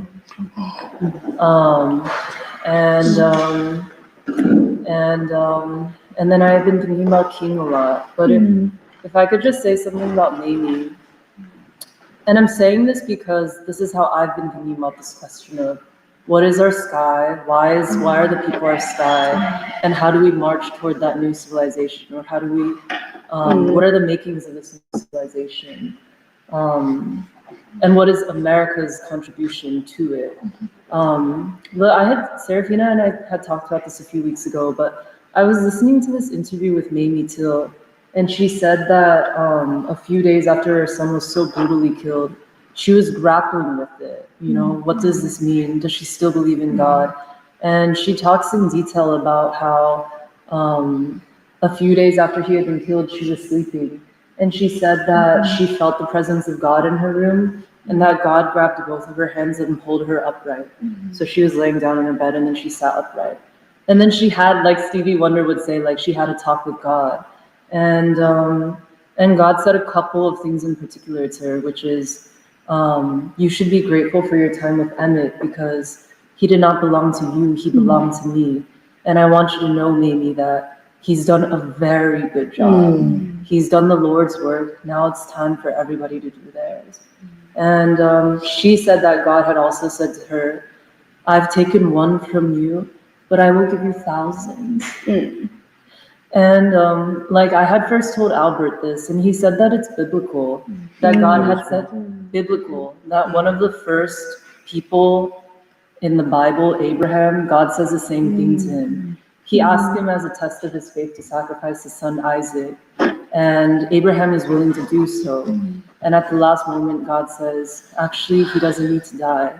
And in return, your descendants will be as many as the stars. And I kept asking Albert what this meant. But I think in the context of Mamie and the civil rights movement, I mean, it's taken me some time to see how significant that was in the consciousness of the freedom struggle. That killing of Emmett Till, and more than thousands were returned to Mamie. And she said that at the funeral. She said, if you stand by me, I will stand by you. Yeah. You know, everybody remembers that. So, you know, this is some of the spirit that I'm trying to return to, because I think that in preparing for this event, it's like when I share this flyer with people, everybody recognizes that photo because his death is widely known in the city, especially among Black people. They want to know what happened that night in Grace Ferry. And when I was talking with Azir's mother, she said the same thing, like, I hope it's okay for me to ask God why this happened, and I hope he doesn't think of it as a test of my faith. And so I think our role is to, make some of these assertions in the concrete and to say, Azir is that kernel of the future that should have lived but will live. And he did his work so that we can do ours.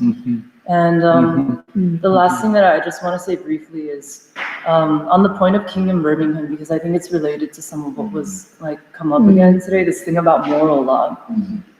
I think there's a new-ish interview or archival interview that just came out on King, and he talks about the Birmingham campaign in particular. This is King? Yeah, I hadn't seen it before, but it's a video interview, so you see a lot of King the strategist, and he identifies the significance of Birmingham as being the most challenging and oppressive site of struggle against white supremacy.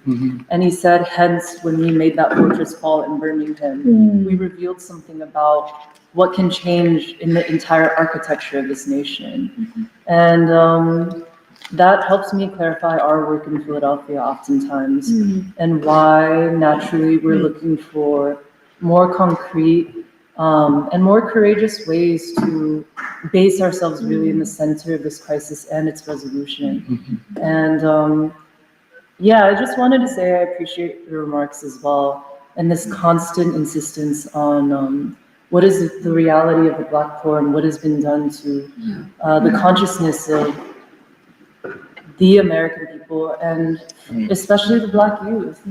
And the immortal child. Yes, and that's who Azir is. Yeah, definitely, no question. Because his strivings is the immortal child's strivings. Yeah. I didn't mean to get a little tongue-tied, actually, because I'm in a little bit of a rush today, unfortunately, but I'm glad you went first. I didn't realize I ended up feeling kind of overwhelmed from the topic that we talked in. I'm glad you went and kind of laid all of that out and what Azir's life and also his killing really represents in this moment, and also on a world historic context and world historic context. And also how it was connected to this larger thing of darker humanity itself, making an assertion about moral law in this time that has not been fulfilled by either bourgeois law, bourgeois democracy, or even the ways in which Western civilization has failed to actually honor that. And almost seeing the case that you were saying, that you can argue something like we charge genocide for this moment for Black men now, in the same context as even part of that anti-fascist struggle that was waged around the world in World War II, but actually even more so can explain and talk about how yet unfulfilled the protection of even something sacred, like the child, the immortal child, like a young man's life, like Azir is in this city, and also connected to basically what has been done to this city and through deindustrialization, and even the crimes of the elite university like Penn, or even these the ravages is brought upon Black folk, and those are all things that have to be articulated, and it never gets fully articulated in this blanket statement of we've entered a fascist age with Donald Trump's second presidency. And I think what I'm sensing is that basically and I'm trying to cinch a lot of my thoughts together, and I'm feeling the pressure of a lot of things, but essentially if one articulates the problem incorrectly, your solutions are going to be misguided, and you're going to maybe even do damage to the movement and the momentum forward and the people and their consciousness. You're only going to distract, and you're only going to distort and muddy the waters instead of clarify and clear it so that you can see actually to the bottom of the very, very deep pit that we are. Have the waters actually allow part so that you can see your way to not only the the bottom of the problem, but also the solution. And that's why I think Du Bois matters so much. And Yeah. I actually thought a lot about Russian America as well, and how I feel like he also asserts the significance of war and empire in fascism too, or even the significance of like why like Mussolini and like Hitler were so war hungry, but war didn't just, start with Trump. It started a long time ago with the US, consolidation after World War II to become such a bloodthirsty empire that like when we talked about the genocidal quality of the wars that were fought in Asia, the genocidal quality of even like civilizationally wanting to eliminate in Iraq or Yes, like in that's Vietnam. right. But I think this is huge to eliminate civilizations. Right. Well, I'm sorry, I sort didn't of, mean to- I'm just sort of like sorry. sort of like rephrasing some of the things you had mentioned, but I feel like I wanted to go back to also the phrase like, why are our people our sky? Right. And like that was something really like illuminating for me, and especially also in conjunction with what you were saying about how you can look at the system all you want and how the system behaves in end times, and you can say like, oh, this is a declining society and civilization. And I feel that the podcasts say that a lot, or like I feel that the like commentators like the David Brooks say that all the time, like, oh, this is such a like we see like this is like, oh, we can compare it to the Roman Empire because this is decline. But it's like, what about the people and the agency, as the strategic agency and choices of like specific people, even within like groups. And I feel like even when you brought up the example of like the generosity of like a United House of Prayer, or even how I was also like, actually when Michelle was talking about meaning, I started thinking about what explains a human quality, like somebody who can like in the darkest of moments like call upon an imaginary that then reveals and then creates a path forward for actually not just like an individual overcoming something, because I think a lot of white people might look at like the passing of a child as like an individual tragedy, Right. but actually Black folk always see these things in the collective, and like it is our child that was killed, it was our Emmett, it's our Azir, and actually and like this idea that we actually in the Black Gods group, something that we started realizing, I think it's come out in so many different ways before, but something really came together in our conversation this past week, is that how is it that Black folk always seek collective solutions to problems that are, well, honestly, collective problems, but at the same time, you can't solve a collective problem with an individual solution. And something that I was thinking a lot about was just, how is it that, how are these institutions an expression of a desire to solve collective problems through collective means? And I mean, also when you were talking about the exceptional generosity and special advanced consciousness of individuals that you had met at the United House of Prayer, I actually spoke to Sakai this week about who's Bobby's wife, who is actually Father Paul Washington's secretary for maybe the better part of like 5 to 7 years after her time at Freedom Theater. She had to leave for, very specific reasons, but I could sense maybe some of it had to do with the area around Freedom Theater no longer being quite the ascendant, glowing, or like emphasis on beauty, and a new moral ethos has taken like hold through not only deindustrialization, but also what you're saying about the drug trade. But then as she was sort of trying to find her step forward, she told me that she was pretty lost. She had been like basically an actress for like the better part of her 20s. She had not really been able to go into, a trade or like learn certain skills. And as lost as she was, her friend brought her to Father Paul Washington. And Father Paul Washington just looked at her and was like, I hear your story. I see how broken you are. Why don't you be my secretary? And she was like, I can't always, like, I still need to learn how to, like, spell some things right. Are you sure you want me to be a secretary? And he's like, yes, I want you to be my secretary. Like, and from there, like, just that leap of faith, nurtured her to become somebody who actually then created a theater program at the Church of didn't know the that. Advocate. I think, like she has a lot of photos from that era, so that we were looking at that together. There's that moment that, like, as you were talking about, not just,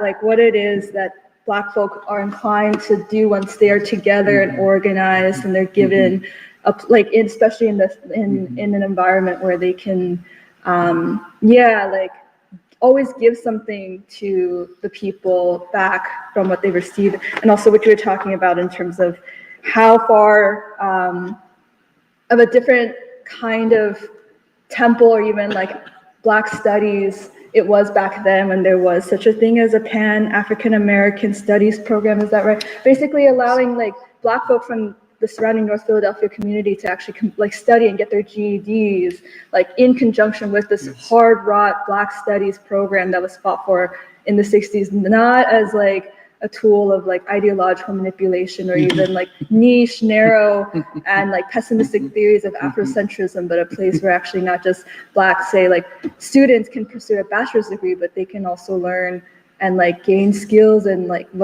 get their GED in the way that they may not have been able to at an earlier stage of their life for whatever reason.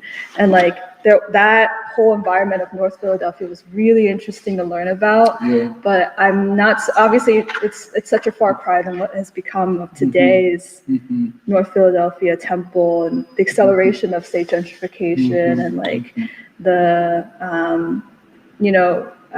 subversion of Black studies at Temple to become a place that is not able to mount any kind of like resistance to gentrification, ideologically very bereft, and then also not able to maintain a place for you or Du Bois, or for actual principle and truth.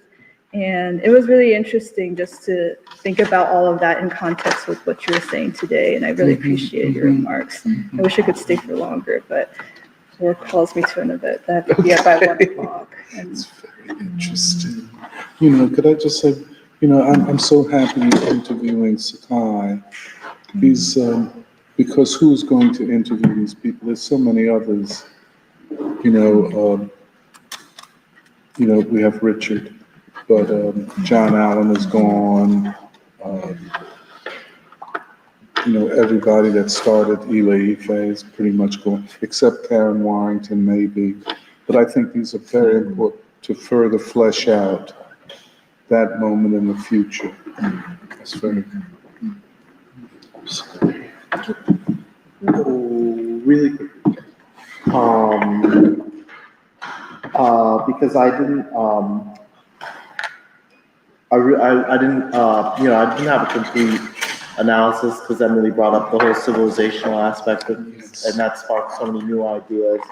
But first I wanted to say, Doc, to your point about the death march of young Black men, into that whole conversation, was, Honorable Minister Louis Farrakhan, the last time he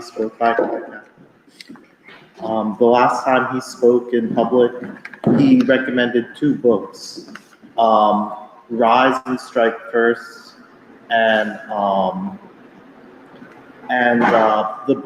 the pamphlet that you were to We Charge Genocide by Patterson. And how many years? I think that was 2 years ago. We Charge Genocide? No, the speech, the speech by the Savior's Day speech. And since then, the genocide in Palestine has become more and more clear. But it's so interesting that you're making this connection, and also Minister Farrakhan also making this connection. But I wanted to say that it's another problem for this argument that we're in a time of fascism. And it reminded me of at Temple, where they were going to build a stadium. It was a field, and that used to be a cemetery. And when I discovered that all the gravestones had been dumped into the Schuylkill, and the argument that you had made, that it's not just a matter of eliminating people, but also eliminating culture, eliminating civilization. And what you were talking about with the Black community and its elimination through gentrification. and how we should study this. We should study the prison industrial complex and gentrification, and then the other thing I wanted to say was about fascism. I think what Emily was talking about, and Du Bois makes this argument, is that you can't remove fascism from the mode of production, but you also can't remove, this is where Du Bois takes it to another level. You can't remove white civilization from fascism. And I'm reminded of the world in Africa in the first chapter, and the collapse of Europe, and how the traditional understanding of fascism is that it occurs during an economic crisis. And I don't think we have an economic crisis. I mean, we have, it's part of the crisis, but the real crisis is the collapse of Western society, Western and the U.S. state. And the question needs to be asked, more than just like, okay, so are you a fascist because you're an open white supremacist? Or are you a fascist if you are going to be the vanguard in the future of a state that participated in deindustrializing the working class? And I think that the people who are because we watched this movie One Battle After Another, and I'm going to keep on bringing it up, the people who view it as, okay, I like the movie, I like the aesthetic, I liked what it said about young people. I'll say more about that later, but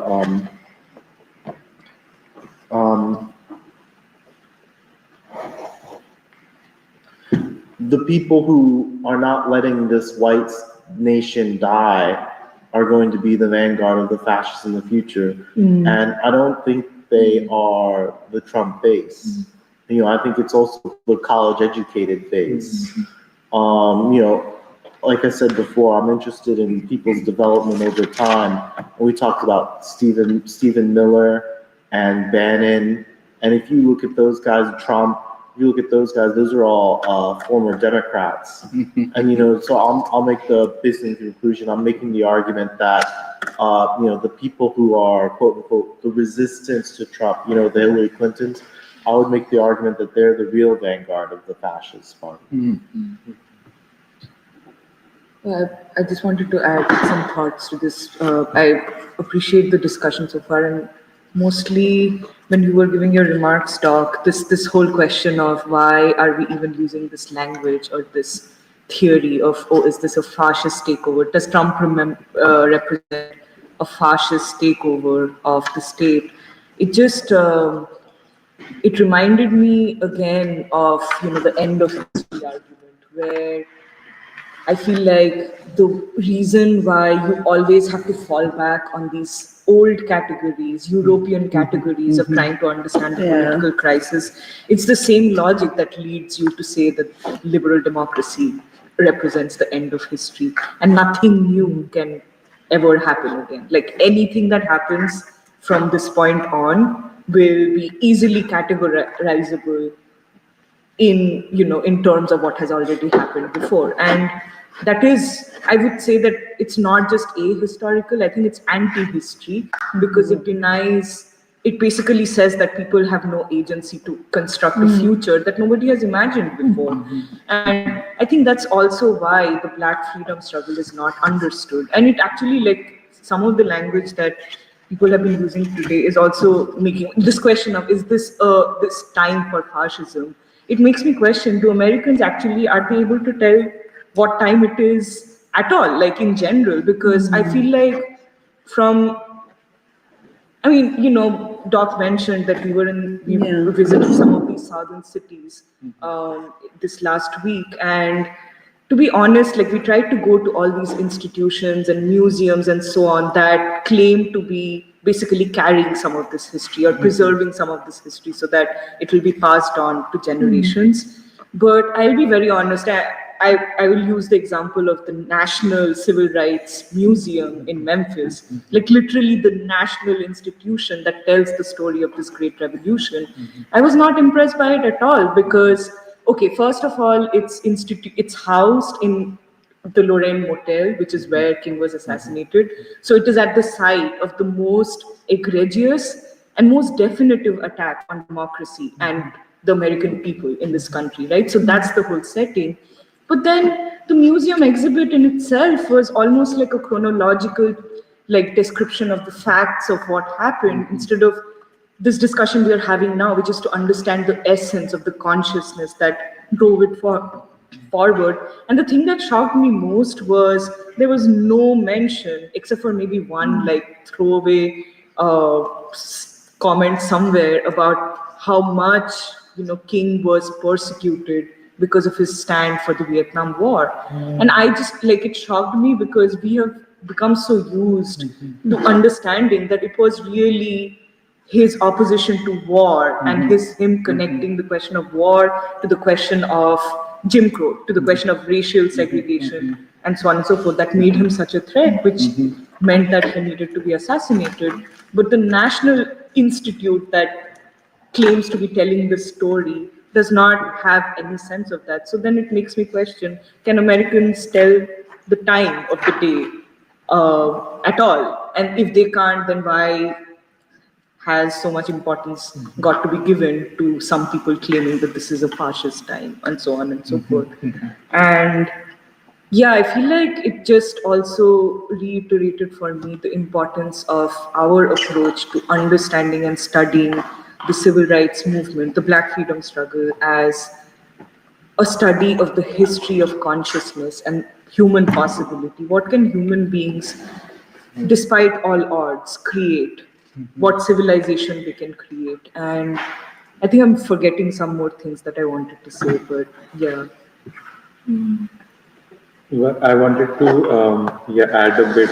I think the conversation today was really because I think from the start the way you're framing and which the others also brought up fascism really being used it's a language being used when it's about the white people feeling threatened, because I was thinking of even 80 years back and the Second World War and so on, this whole framing of fascism and how it has led to this, how it has been also used by the Zionists basically to talk about Holocaust and so on. It's that, why does Hitler get a special place in history that, say, a Winston Churchill does not? And, that's the thing. I mean, I think it was always, there's always been this attempt to frame, attack on, white folk in Europe as something singularly special in history, while the British Empire was probably the most fascistic element that came out of Europe. And I think the focus has always been on sort of almost the mode of governance, or sort of the what kind of policies do you do? Is this a fascistic policy or not? And this kind of thing. And I think really what it does, what the reason it has been used in this way is because I agree that it obscures who the real enemy is. Yes. And the moment we talk about, I think this is also partly what Kuba was saying, that the moment we talk about fascism as this moment is a moment of fascist capture of state, it means that the only way to go forward is really to go backward. That, the only way, it's to go back to the Clintons and so on. And who really are the defenders of, are the champions of liberal democracy? It's, it's the universities and institutions like Penn. I was thinking when, when Michelle was talking about the event tomorrow, that it's unthinkable anywhere in the world for a university to have no mention about the death, the murder of the child of a worker who has been there for 30 years or something. This is what the true face of fascism looks like, that you take this so much for granted, the attack on the attack on Black communities and really on poor people all over the city. But I think I think this is something that you had said earlier about how the liberal democratic state from the get-go, it's purpose has been, to intervene in the Black social system, is to intervene and to distort its meaning and, yeah, of course, obscure its revolutionary possibilities. And I think to talk about Trump today it's almost, I think it's almost something that, the liberal elite, it is, I agree that it's an intellectual laziness, but I think it's also something more sinister. It's this attempt to hold time still, that you're not going to allow people to forge a new way forward, because you have no way to go to a place like Penn and not have any idea about how how its workers and the families live. I mean, it's something I don't think it's possible. And I mean, I was thinking about it, of course, my experience at the university is in India mostly, but then it's unthinkable anywhere that the lives of workers at a university and the students who make up the university is so fractured, it's so fragmented. And who is to blame for this? I mean, this is why we've been talking about for years, since 2015 at least. Free School has been talking about the university really as the vanguard of what Samir was saying, the fascist nature of the state. It has been the universities, and their way of operating has always been to frame it as a question of, either the university and its liberal consensus, or go back, that kind of thing. And I think this is why Du Bois is indispensable for this moment, because this question of freedom, like how Du Bois and Henry was also bringing up, that for Du Bois, he frames it's like democracy stands, the enemies of democracy is not really some abstract idea of fascism, but is poverty and genocide. And the thing is that this is, it's something that sounds so simple, but it's obscured, and it's attacked every day, that you have to talk about this idea of in what way and who are threatened by by a fascist state or by a fascist leader or whatever be it. So I think this is why I agree that the civilizational character is the way to understand this moment, because I think this is why I don't know, I forget who said this, but that I think it was you who was saying it, that the maturation of the Black proletariat to join world humanity, that this has always been the possibility in this country, and but it has not been an inevitable outcome. It has been due to the freedom struggle. It has been due to King and the civil rights movement, and this possibility so threatens it so threatens the ruling elite. It threatens the world order as it stands, that it had to be cut down at every instance. And I think of at a time like this, the universities and so on, they represent the most vicious elements of of the fascist state. Wait, just to add, because I feel like I want to restate something I said a little more clearly. I think this thing of basically saying crying fascism because liberal democracy is in a crisis, to try and recruit people to come to the defense of liberal democracy. That's what it is. When it has failed to deliver a viable social contract that it has to honor, especially to Black people, but increasingly also to the white poor. And yeah, I do think it's important to keep stating this thing that we are bringing up today, is that you have to understand the American revolutionary process. You have to be able to understand the Black freedom struggle as a qualitatively different stage of history and consciousness. Because what you were saying about King also reminded me of this one, I can't even remember now where I got it, from a museum or from Taylor Branch or somewhere, where I remember it just coming to me now, where, during the Montgomery bus boycott, there was one time at a very, when all of the pressures of the state and the White Citizens Council and so on was basically all rallied against King, and he was giving a sermon at one of these churches, probably his own church, Dexter, one of his congregation members, I mean, Sister Pollard or Mother Pollard, who had that famous thing, Pollard, who had that famous quote of "My feet are tired, but my soul is rested," when she was asked to sit out the boycott because she was elderly and so on.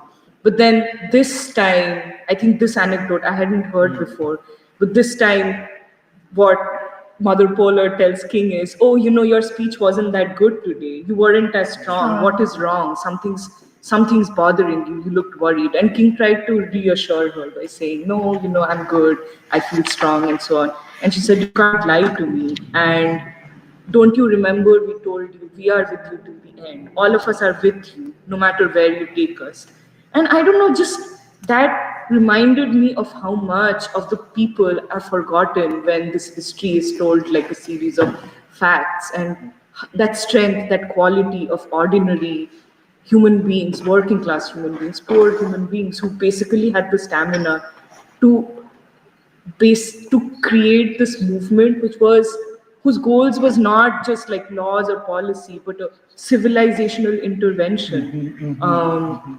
I don't know, these things have just been playing in my head over and over, because I honestly feel like all of the analysis, all of the theorizing, all of the geopolitical whatever really seems like children's games, when you miss the essence of the human quality that is required to mount any kind of resistance towards what's happening. Yeah, it reminds me of Du Bois, because when I was rereading Russian America, it made me emotional to just, for some reason, sometimes it makes me emotional to just say kind of what Doc, you're saying at the end of the remarks of, like, we are the revolutionaries. Like, I really believe that. Like, I really believe that we in free school are revolutionaries. And, like, the way Du Bois is basically like, I knew there's something wrong with truth, the so-called truth being given to me from the beginning, because how could I believe that Black people are ugly when all around me I see my mother or I see children and I think, wow, there's such beauty. And like this thing of that the evidence for Du Bois to even propose what he does through his whole life and his works comes from ordinary Black people. Not even the like top of the top, but ordinary. The masses of people who show something about like something almost what seems simple of overcoming or resistance or generosity or kindness or goodness or camaraderie, the searching for camaraderie, like the searching for common problem solving. Like you see that among Black folk on the ordinary level all the time. And yeah, like actually, it made me emotional when you're talking about the United House of Prayer for All People, because Say that again. when you were talking about the United House of Prayer for All People, where it's a really, it's very stunning to go to like a place like that and then to see the way they're so disciplined in raising funds every week, like multiple clubs within a group of maybe 30 people maximum of raising money to keep that church up. And then they say in front of everyone, like, please visitors, we didn't even go for the whole service because we were just going to stop by, and for them to be like, you guys eat free. And that generosity on behalf of the ordinary person. And I'm saying this because I was also listening to when Michelle was talking about the event tomorrow in Azir, where, I mean, what you're saying, Doc, about that all of this is to not just physically eliminate a people, but to eliminate a civilization. That the issue is that people do not see the death of someone like Azir as the death of civilization. Or like, for example, the way Doc, you said, well, what about all those young people, young Black men in prisons? Are they not also part of the children or civilization that you see being destroyed? That they're your child, that they're the immortal child, and that there are loss, our loss. But instead it's seen as a specific problem on behalf of Black people, but not our people, our children, our society. And And even this Most thing, black people think just like that. Oh, it doesn't mean anything if it's us, but if it's a general problem of what, oh, now it's fascism. Yeah. And like actually, and then what you clarified about the when you talked about the human right, we charge genocide, positioning as human rights, not civil rights, but human rights, because ironically, it's almost like Robeson and Patterson were speaking on behalf of not just Black folk who bear the brunt most of the cost of empire, but they were speaking on behalf of a dying civilization itself. Because the painful thing is that the white worker, the white proletariat cannot see that they too, they've made a bad deal. They always make a bad deal and don't realize that the end game for them is suffering, which I think we're seeing now. And because, I mean, that's why it's human rights, but it's because people see it as Black people problems rather than problems, general problems of a society, a dying civilization. And then the last thing I just wanted to say is, I guess two things was, I really liked hearing, I was really curious what you guys, I guess maybe we'll talk about it after lunch, at lunch or something, or later, but I kind of wanted to hear your thoughts on the South, because I do think the civil rights movement is beautiful, because it's not just a revolution, but it's a political struggle that's almost, you have to see it as a political struggle that's not spontaneous, but actually a political struggle that crystallizes existing resistance, language, and life world of ordinary people. And and I wanted to go back to like what I started with the United House of Prayer for all people that you brought up, Doc, where, I just think when you center everything around what is happening to Black folk, to someone like Azir Harris, which he's not the only one, right? He's on behalf, he's the moral child, many children, and you realize that, like, that's when you realize this fascist language and all the talk that people talk is so inadequate. That's the point. That from the get-go, our assumptions are based upon who do you look to as the evidence of what is happening. And but then at the same time,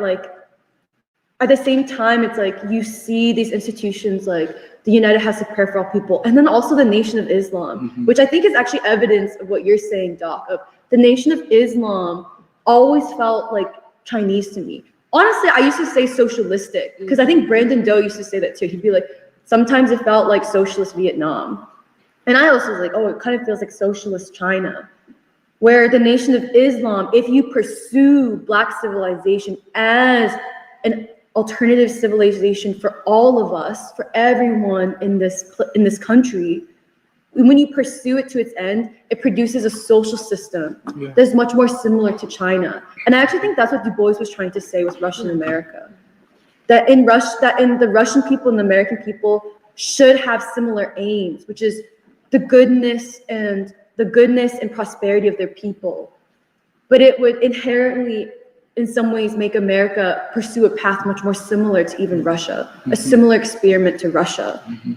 But I just wanted to bring up again that, like, I really believe in the way we're pursuing Black cause is in a lasting example of the Black social system in all its different expressions, even to this day, like still held by ordinary people as living examples, like living, breathing examples of an alternative society, an alternative civilization. Could I just, if I might just say, I agree with you very much. And that's what makes this we're in fascism narrative so demeaning to the people and really to Black folk. If there are fighters for democracy, if there's a beachhead, let us say, in the fight for new democracy, it's in these Black communities. And you're right, you go to the Nation of Islam, you go, like in the United House of Prayer, our experience, where, we came in late, we were not so well dressed, you know, I mean, we were just very casual, and they treated us in such a warm way. And you know, to tell the story is to illuminate the reality of a people's life, because they don't just live that way on Sunday. That's the way they live. That is their values. And if that exists, then what else can be brought into existence? If that is a possibility. And you know, I have to say, I have no idea how they do this. How did y'all do this? And I'm just in a state of shock. They have, and these are beautiful places. Literally, they're constructed as palaces Yes. of the people.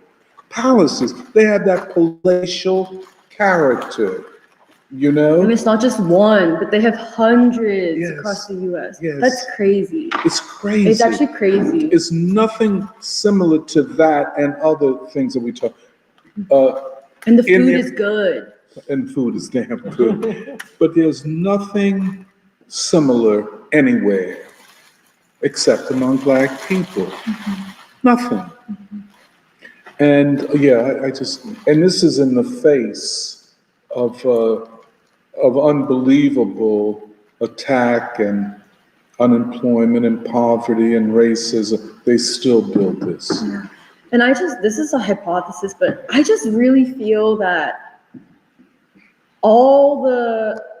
I really feel among different sections of the American people that these are the gods. Yeah. These are the places of worship that they can't even dream of in their imaginary, but is what they need and what they're waiting for. And like, there's something about, and I still don't have the right language, but there's something about the brass band that I find very deep. That musical expression of God. Yeah. My loyalty to something divine that is sublime. Like, I love the way actually you said that Du Bois has it, but also like you see in these places where they believe that Black people who made these places of worship are sublime. They do. And They do. And Yes. that's the Nation of Islam, because with Ishmael Muhammad, the sublime is the divine.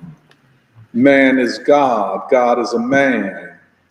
And it is, at the core is this notion, just look the word up, sublime. It's a very, very powerful word. And I would agree with you. And there is something always, this wheel within a wheel, this motor, this driving spiritual force among Black people that just won't die. They won't give it up. You know, they won't. And I can't fully explain it. well, because that neighborhood is also really rich. It's like one It's of been, known but as it was not always that. not way. always, but it's like known now as like Yeah, it's one of the gentrified. nicest That's right. areas. And then when you look at the Google reviews, people are like, this church is too loud. It's like white people being like, Yeah. these people are too loud every night. Like, but the funny thing is you can tell that the people in the United House of Prayer for All people don't care at all. They're No. like, what do you, By the way, their musical expression, and the trombones in particular, is, every Sunday when they gather, they celebrate. They celebrate. They are celebrating their lives, the lives of Black folk, and they feel that God wants them to celebrate. yeah. And that's why, even if you take the transition from, let us say, Mother Bethel, like the AMEs, who are more traditional, or St. Thomas's African Episcopal Church, which we should visit, or Mother Zor, which we did, or even Zion Baptist, nowhere is it that kind of musical celebration. Yeah. And the trombone is considered a voice of God, a musical voice. Yeah. Am I right about that, Albert? The trombone is as used in Christianity? I guess so. Yeah. Like, there's like a part in the Bible where they used like a non-violent way of bringing down a fortress. I think the walls of Jericho. Oh, okay. And something about King's movement kind of reminds me of that, and also like the use of brass as like Yes. the voice of God.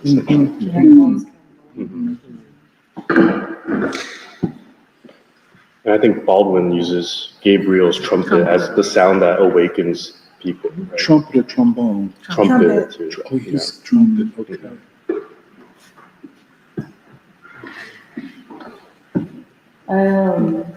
What you had said about like the inadequacy of the question of like the white people's central question being like, is Trump a fascist or not? Or is the movement one to oppose Trump?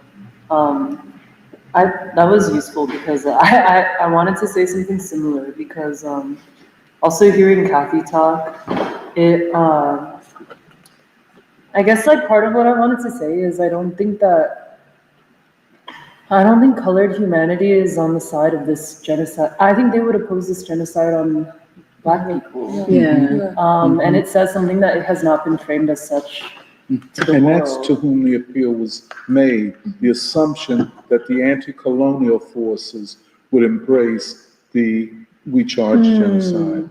Right. Well, I think some of this needs to like be emphasized again because Yes. it's how consistent and forceful of a stand like the colored nations are taking in terms of the Zionist genocide in Palestine. Yeah.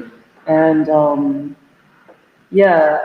just this thing about colored humanity at this moment and our relationship to them. You know, whenever we Speak up, Luke.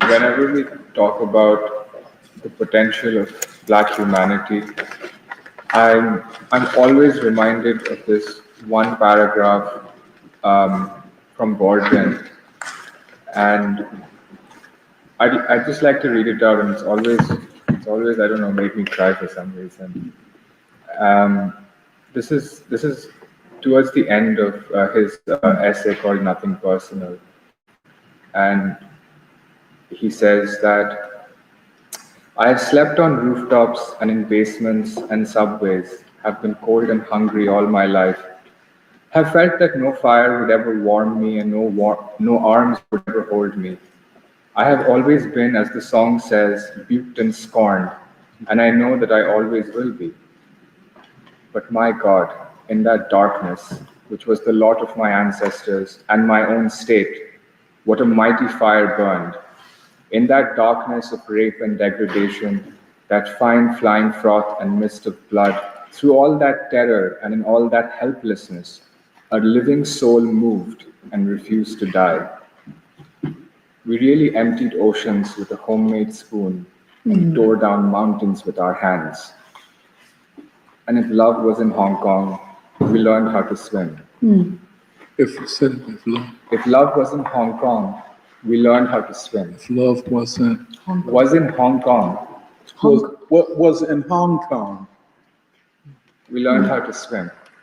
to get here. And I've always found that part extremely beautiful and almost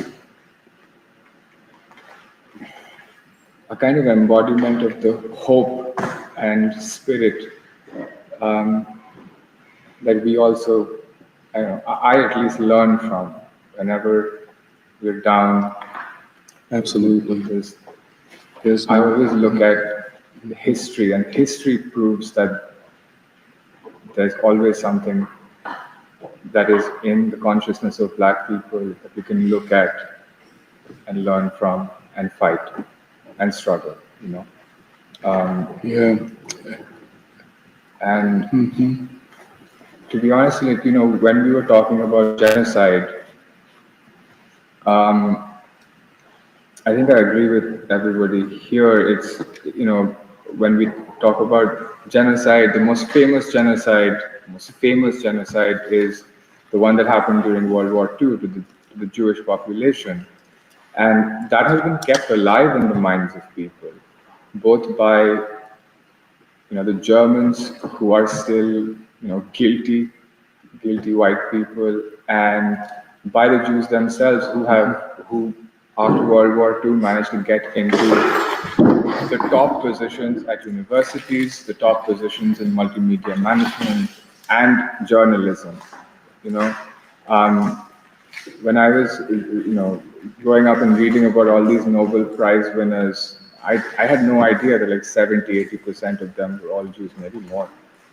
And so, being at the head of education, knowledge, media, dissemination of information through news, it keeps alive something like that was, I think, utilized to keep alive in the minds of people. This is the representation and the standard of the genocide. When we call something a genocide, this is what you have to look at. This is what you have to compare everything to. But then, like Romberto was saying, Winston Churchill did not, shy away from doing heinous acts. I always think of King Leopold, who in the late 1800s and early 1900s, I think because of him, 20 to 30 million Africans died in the Congo. And there are academics who come and say, oh, well, that wasn't a genocide because there was no genocidal intent. Yeah. Excuse me. This is an argument. It's like, okay, there's no genocidal intent, and he didn't particularly target a group or an ethnic group of people, which is why this is not a genocide. But as we have been discussing today, I think that we are no longer in the 1930s and 40s, and we're not in Germany and Italy, and the world has changed considerably. And even though, we can keep the definition of fascism the same, but a lot of things have evolved. The way that things are used, for example, in order to manipulate people, keep control of people, keep tabs on people, they've all evolved. And if we are to, keep the definition of fascism the same and consider everything that's happening in today's world, I would say Israel is a fascist state. That's the only example that I can think of.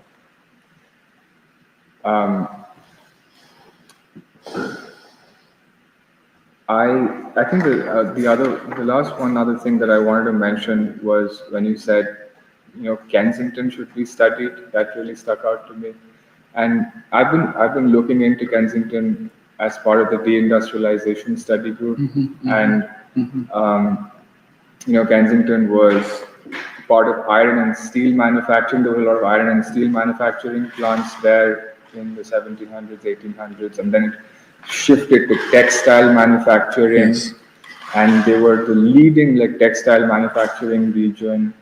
Produced a lot of carpets, and I think that was during the mid 19th century or late 19th century, and after that, deindustrialization hit, and everything went downhill, and it's very, very interesting how that leading textile industry became now an open-air drug market, right?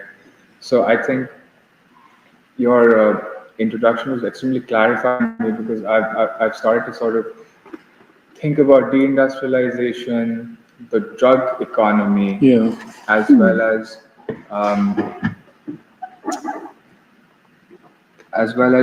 the trade unionist movement, as well as the rise of hip hop and the cultural changes that took place at the same time. I think all of these things have to be looked at and studied in conjunction with each other, because all of these were probably tactics that were employed to achieve the same goal, which is to stop or cap the ascendancy of Black people.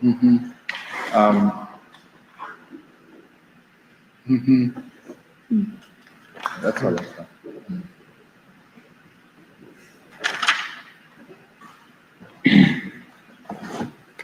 If I could just, add on, this is why the Marxists have just become dogmatist, because there is, for example, if you want to study class conflict, it is also what the ruling class has done to nullify its working class opposition, to bust the trade unions, to make them a kind of, if the most robust unions are in the service field, like Emily's union, SEIU, and there are no industrial unions. There is no manufacturing unions. And then, because the service economy is a relatively new economy where workers start out at a very much lower level of consciousness than, let us say, on the waterfront, where there's a tradition of that manufacturing, industrial type work and organization. All the difference in the world than a person working in a nursing home. But you take this is where agency is very important. You take a person like a Henry Nicholas, his mind in terms of class operates at the highest level. In other words, he might be organizing hospital workers, but the discipline of the union and of organizing drives is such that it is like an industrial union. You know what I'm saying? And the discipline within the staff and so on, and the way they went about organizing. An organizing drive in 1199 is a whole different can of worms. You see something different.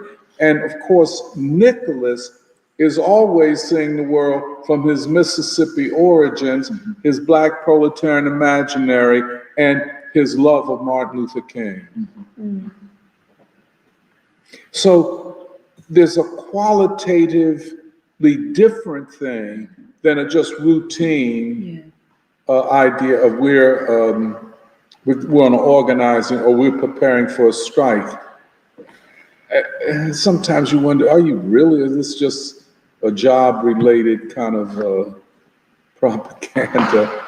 But yes, I feel you complete, and it is, the more you look at it, if there is an anti-fascist, let's, for the sake of argument, we are in fascism and have to wage an anti-fascist struggle.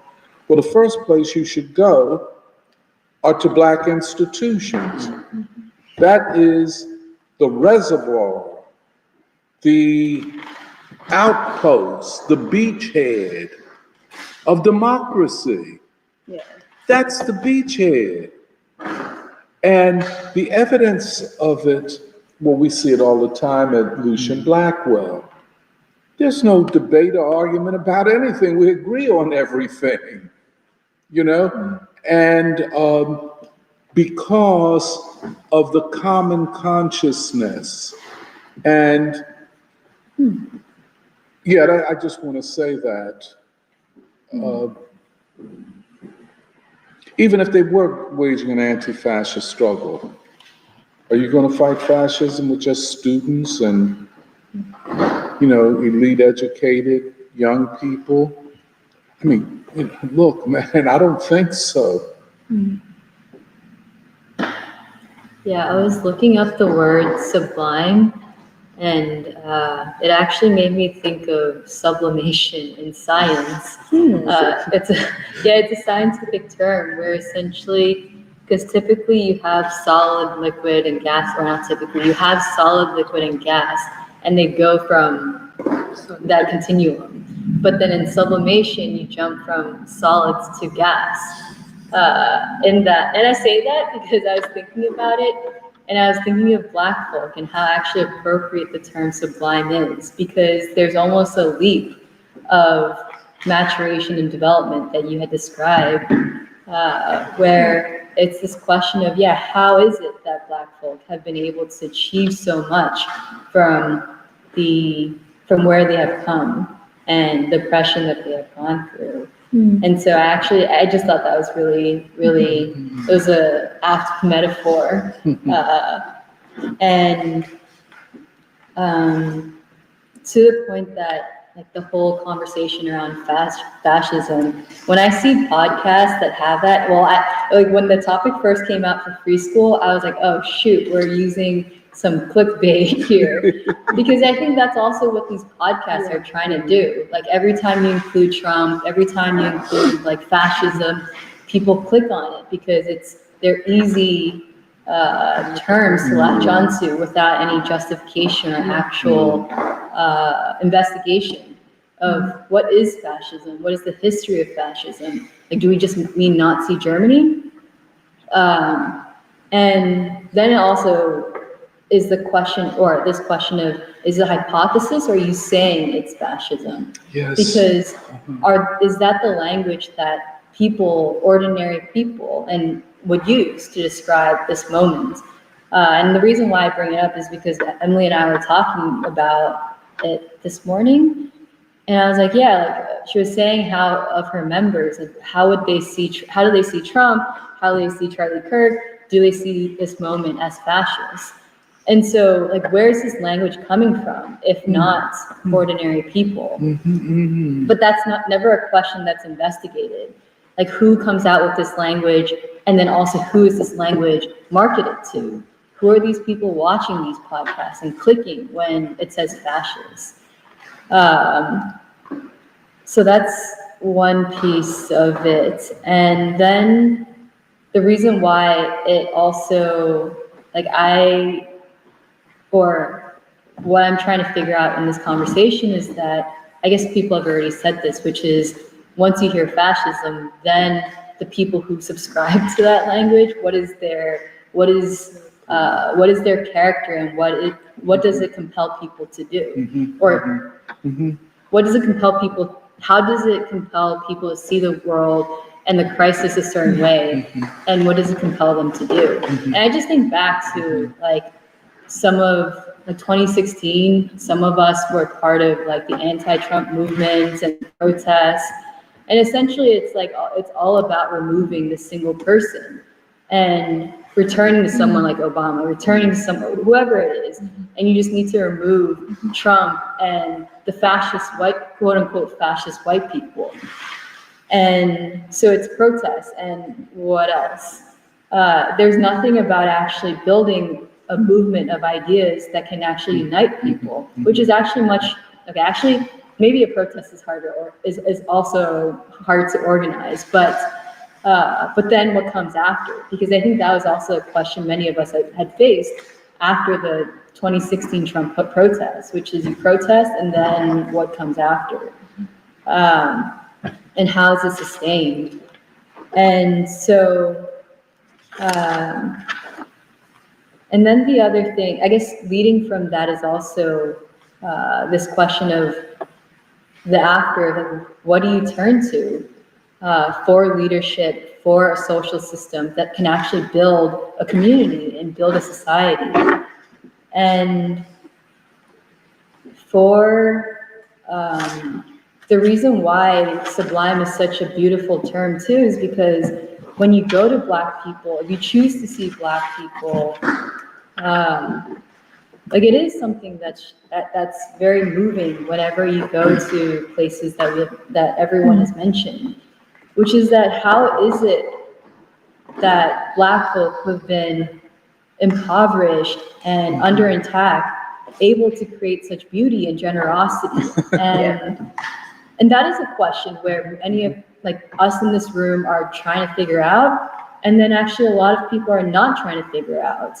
But it's the like the ingredients to figuring out, like, in this crisis, how do we make that leap that Black folk have made, where it's not just the Garden of Prayer or the United House of Prayer for all people, United House of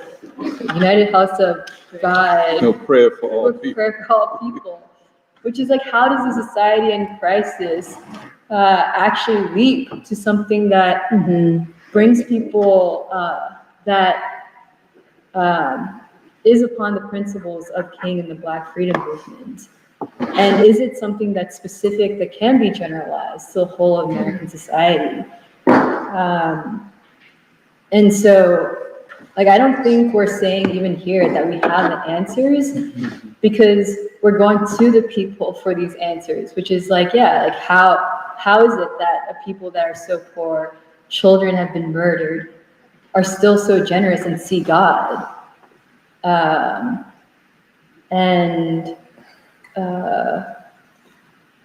And that's why I think sometimes, like, all right, these conversations around Trump and then like fascism, I'm like, this is all just misdirection too of the actual nature of things and what needs to be done in this moment. Yeah. It's taken me a while to say something, but two things popped in my head. One being about moral law as it relates to the social contract of a new democracy. And that comes up in my mind, but I wish I had like more examples to fulfill what I think what that idea could go towards. Maybe in other readings that, we've looked at, or like, what I'm saying is that the importance of that looking through King's language about it is in relationship to how a new democracy can fulfill itself. And I think that I have to investigate that. I don't think that maybe in another century, I mean, I don't know how the process of law, kind of makes itself, I know that there's moral treaties and moral philosophy, but in the making of a moral law, as it applies to a social contract, I think is very important. And another question in my mind is that I'm not quite sure how other countries face the thing that we're developing about the social system.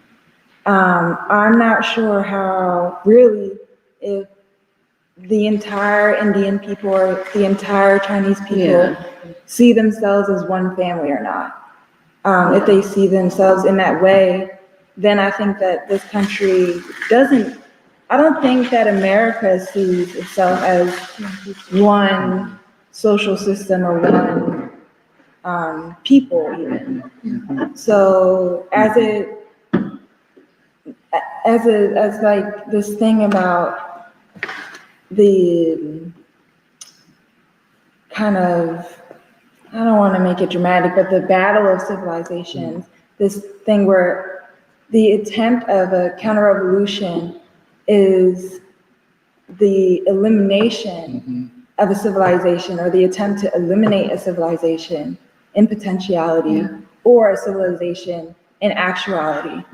Because like you're saying, the Black social system, whether it be through institutions of the Garden of Prayer, or even shows that a civilization actually does exist, and that a social system creates civilization. Did the social system create civilization? The civilization creates the social system. It has a relationship there. I agree with that. And the last thing I was thinking about was the peace economy stuff we were looking at a lot, I guess earlier this year, last year. But I wish I had Coretta's words in my mind. But that futuristic vision of a budding America concretizes itself in what was, like you're saying, Doc, continuing from the civil rights movement in the developing of not just economy as in terms of numbers and statistics and data, but like an economy that faces or is built by people. And so it's not an abstract kind of question. And in that nature could join that world humanity, like have that moment where Du Bois had envisioned Matthew singing the songs of his people. In that context. But I guess it's like, the thing about moral law is deep because of the nature of what you said as like truth and art serving beauty. Like, what if the law of this country would be for the immortal child, which is something that we say a lot. But what does it also mean that we, as a people, do not yet understand how to become Black, or do not yet understand the advancements of a social system that has struggled to emerge, and it is still fighting for kind of, well, actually, it's what you had mentioned, which is when there's an increase of violence in a community and a limitation of an expansion of people being able to grow and develop and mature, then we're also talking about that guilt that you had mentioned, like, or something about, oh, it's not my fault that Black people are in the position that they're in, you know, but. This is so interesting because, see, you know, if you want to study the immigrant, let us say, with elite credentials and stuff, one of the claims that the white ruling elite can say is, look, we made him a tenured professor. Doesn't that show that we've overcome racism? And the Indian, and y'all, this is what makes you so angry, will say, well, I had nothing to do with this. You might be running a white supremacist institution. Oh, I can't be implicated as well. First of all, I'm not white, and secondly, I just got here. You know what I'm saying? The most dishonest kind of a narrative, but in the interest of preserving a white civilization, which they identify with more than they do with their own ancient heritage. I'm sorry. No, but I mean, whatever does show of, you know, how things are done in the world also showed to the nature of what we're saying as a white social system too. And if you want to say, or if not fascism, but that we're living in a certain type of anarchy, then it also points to a nature, and also a moral nature to the way that white people raise themselves. But, and you know, we all are raised in this country, and, you know, but I don't, I was just. Can I just on this thing of law, the law of society and the law of nature, that's the way they first posed it. And there's also another way of articulating this, and that if you go through St. Thomas Aquinas, and he was always saying that actions can be divided into just and unjust. So you can have a just war and an unjust war, you know? But if I just to make this small point, to move from society which attempts to base itself on the moral law, or either through Aquinas or through the church, to a society based on secular law, rational law, not the law of nature or the moral law of the universe. So you move from a church-centered, that is Catholic church-centered social order to a secular social order. And to make that transition was not easy politically because there were wars fought over it, nor was it easy philosophically because you had to construct in the face of this great behemoth, the Catholic Church with its thousands of theologians and its interpretation of the Bible. I don't know if you all could even imagine this with all the complexity of Hinduism. Yeah, where you have this centralized institution which named itself the Holy Roman Empire and built all of these impressive structures all over Europe. And so they had ideological hegemony. So how do you replace that with now a liberal secular state, which is the authority? And there are many thinkers that have a hand in that, including a Machiavelli and his idea of the secular leader as opposed to the church leader, called it the prince. But this move from a society where the church and its ideas and its worldview are hegemonic to a society where reason and law define right and wrong. This is, and therefore, a different philosophy. And that's why, in a lot of ways, the moral questions began to be discussed as questions of the state. I don't know where to go with this, but yeah, go ahead. I'm sorry. Yeah, so our discussion of the state is also the discussion, the state's hegemony over morality. You could say, well, university professors in philosophy departments and theological schools discuss all of this. But in the end, it boils down to a question of the state and democracy. And what you have. Once you go secular. Sorry, Sarah. Well, maybe this is related to what your point is, or maybe I don't understand what your point is. Okay, but just, how you said between the people versus the ruling elite rather than, maybe I was halfway understanding that. No, but that is a very important part. First of all, the struggle over what side will control the state. Because.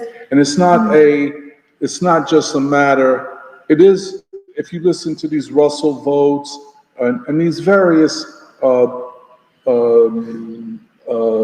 libertarian thinkers, they're ultimately trying to make moral arguments about what is the good society, and what is the moral society. And I'm of the opinion they don't know how to do it. And even if they could do it, the way they're going about it will lead them into a brick wall. We're interested in the same things. What is the good society? What is the moral society? What is the just state? What is democracy? We're talking about the same things, but we see other options. And that's why our grounding the discussion in the black gods of which is really black gods of the black proletariat. And God is a manifestation of the good, the true, the beautiful, the freedom. You don't have to scratch much below the surface. It's all in the music of the church. It is all in the music. And a preacher can barely preach a sermon without mentioning freedom. Even the most concerned, she's gonna have to say something about freedom, because the trust that the congregation has in the preacher is judged not everywhere, but in many instances by that minister's attitude about freedom and the indignity. If you capitulate on questions of Black people being treated badly or their dignity robbed from them, they're not gonna trust you. You know. Because I guess you can take over, like, the trade unions, civic unions. Yes. You could, or even the education. But I don't know if they can take over God. Like, I don't know if they can take over. Well, but see, the question, even in a secular and liberal society, they do not want to eliminate religion. Because for them, as for Black people, but qualitatively distinct, for the white world, let us say, their gods represent them at the highest moral level. You know, for Black people, the gods not only represent us, they come from us, and we make the other, and this is a challenging claim, that God is a human being, that that God is human, that human beings are divine, that human beings are sublime, and I find it so concrete and palpable. If I go to the Nation of Islam, it's there. But if I go to the United House of Prayer, if I go to the Garden of Prayer, with all of the differences, you go to the Garden of Prayer, and it's young men, and they're preachers, and they got a suit on, a tight suit with sneakers, that look, and their drama is different than, let us say, the drama, the acting out, the playing of it all.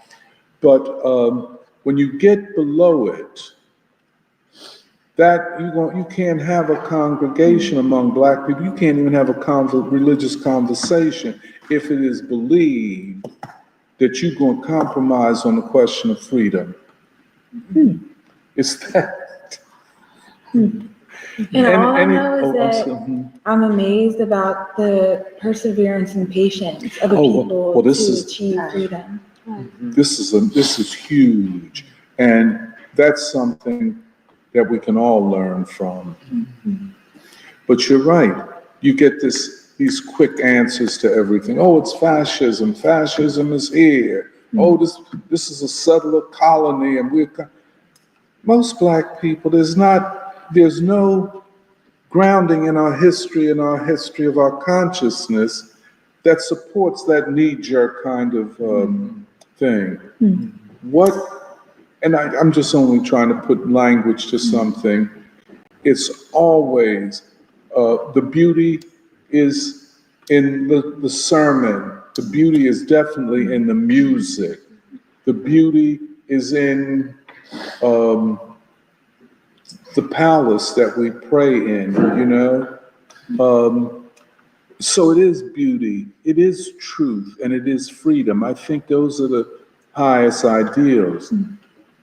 For the white world, it is nationalism, it is the individual. It's very different. It's very different. I have a friend whom you all met named Jerry. I don't know why he goes to this church. Because his former wife is there. But I'm saying, man, you need to come to free school. This is one of those white evangelical churches with some Black people sprinkled throughout. Everything they preach and believe, he doesn't believe. They support Israel against the Palestinians. I'm saying, well, how can you sit up in there?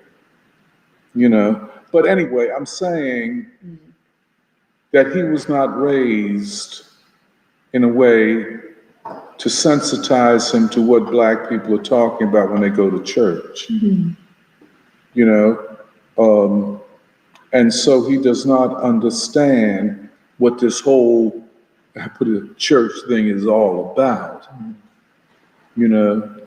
And it was, Howard Thurman and King and them, they fully, it wasn't like they were inventing something new. They were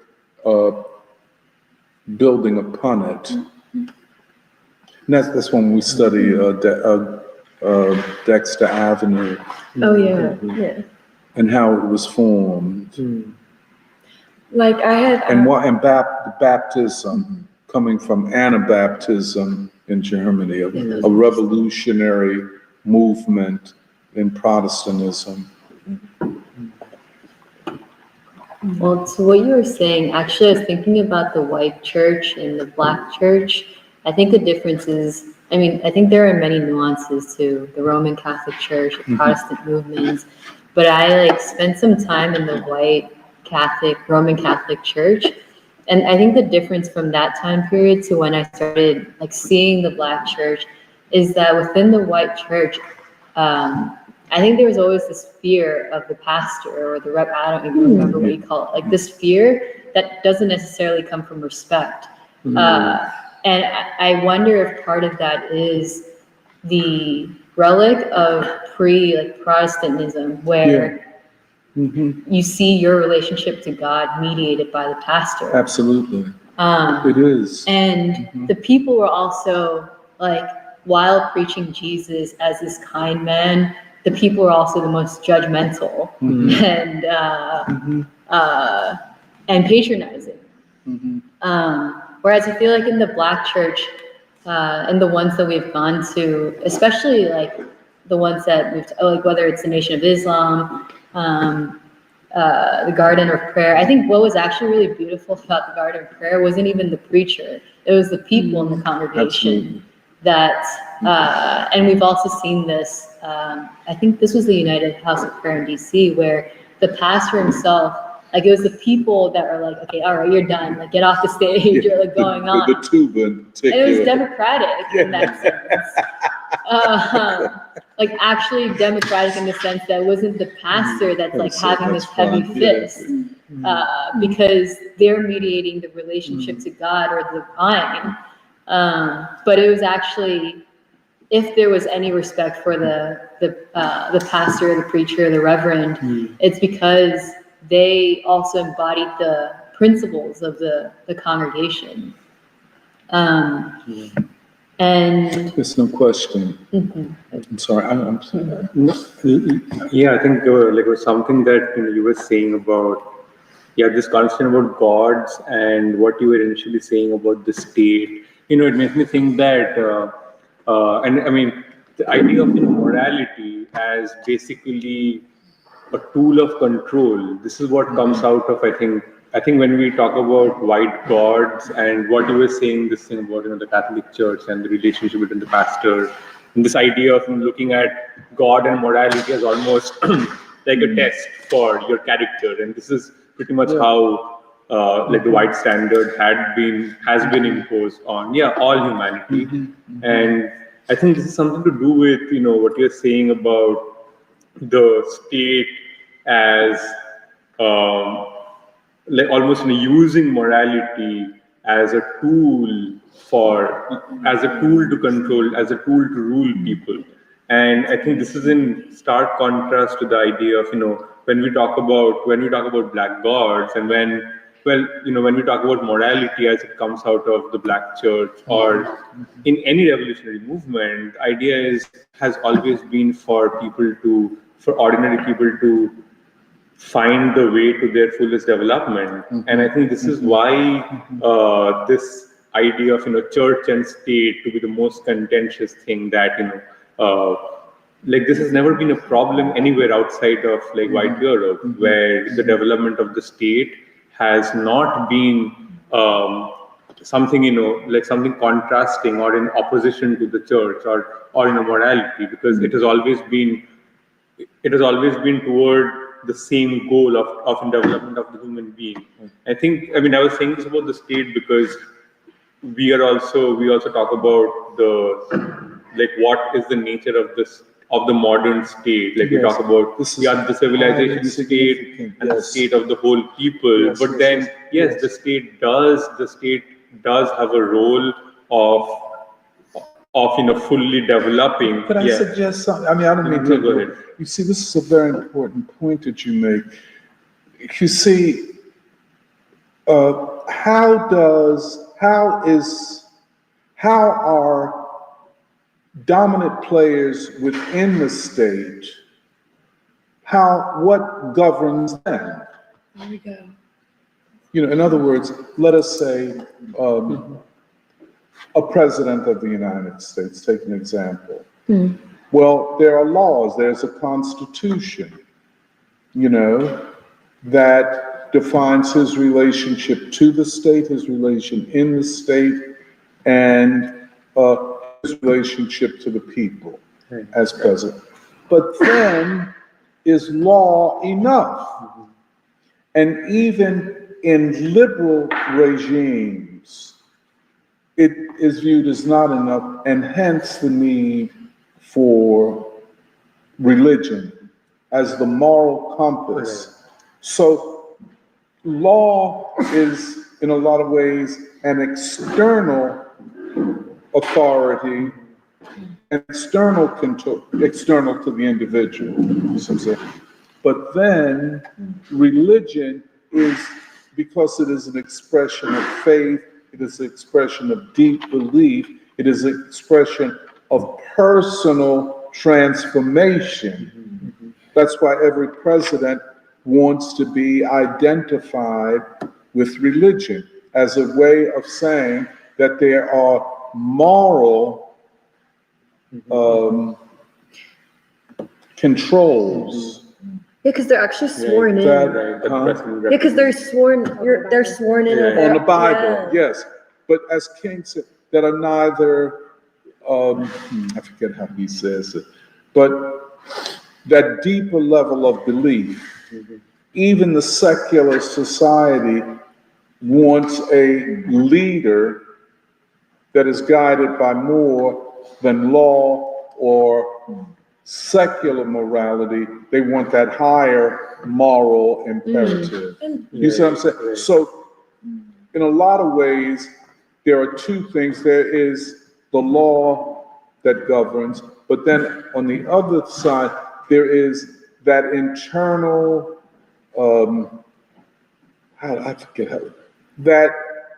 that thing that as an individual, I have made a choice for a certain set of moral values that are not the same as because I'm in this office, I am controlled by law. You know, the external constraint versus the choice of a moral constraint, a moral framing. Does that make sense? Right. So they need both. And as such, I know I'm talking a little bit too much, but you see, and even, see, the Catholic Church was the state, or the Holy Roman Empire became the German Holy, but anyway, but the church is the state. So the bourgeois revolutionaries say, well, let's separate the two. Right. But then with Protestantism, the individual still has to be accountable to a higher moral calling, a higher moral system that is higher than secular civil law. You know what I'm saying? That cannot be constrained by civil law. This thing, you get a lot of these libertarians or Christian nationalists, they want to go back to almost a theocratic system where the church supersedes and church values supersede the law and civil values. For example, abortion. It should be that society should be governed by moral principles, which in some ways is true. But when they make the argument that civil law should be subordinate to moral law, to this higher moral system, it becomes a question, because whose morality on what grounds? And then when you get to religion, you're dealing with the black gods and you're dealing with white gods. You know, you get the Nation of Islam, they say the white man is the devil. Is that hate speech? Or is that a hypothesis to be proven? Where, you know, and Prophet Cherry said the white man is the devil and hated by. I said, God damn, brother. You're going to. But anyway, you see what I'm saying? So, and these are the principles that govern their lives, their higher value systems. But I'm not shut my mouth up. Sorry, I didn't know if you had wanted to say something.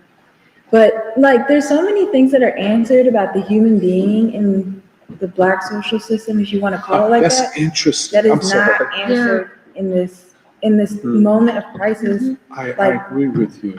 in the personality. Can I ask, you say there are so many things answered. We could see that in the revolutionary, you know, Black freedom movement and the world peace movement, and how people were changed. That's what Baldwin was talking about too. To be able to transform and become new, better, more advanced.